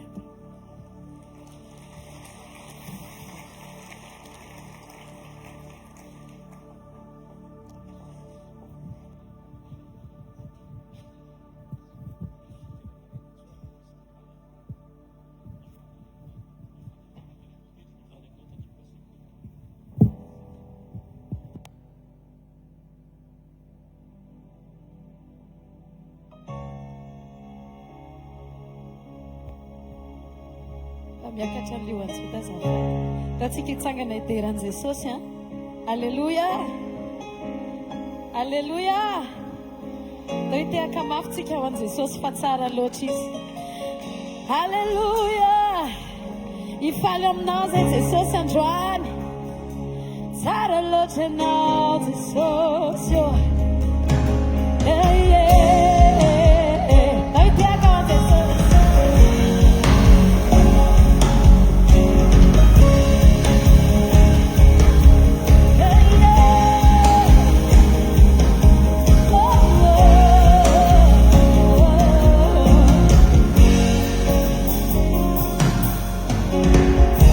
Ti chiamo a desiderare, si m'abbandona.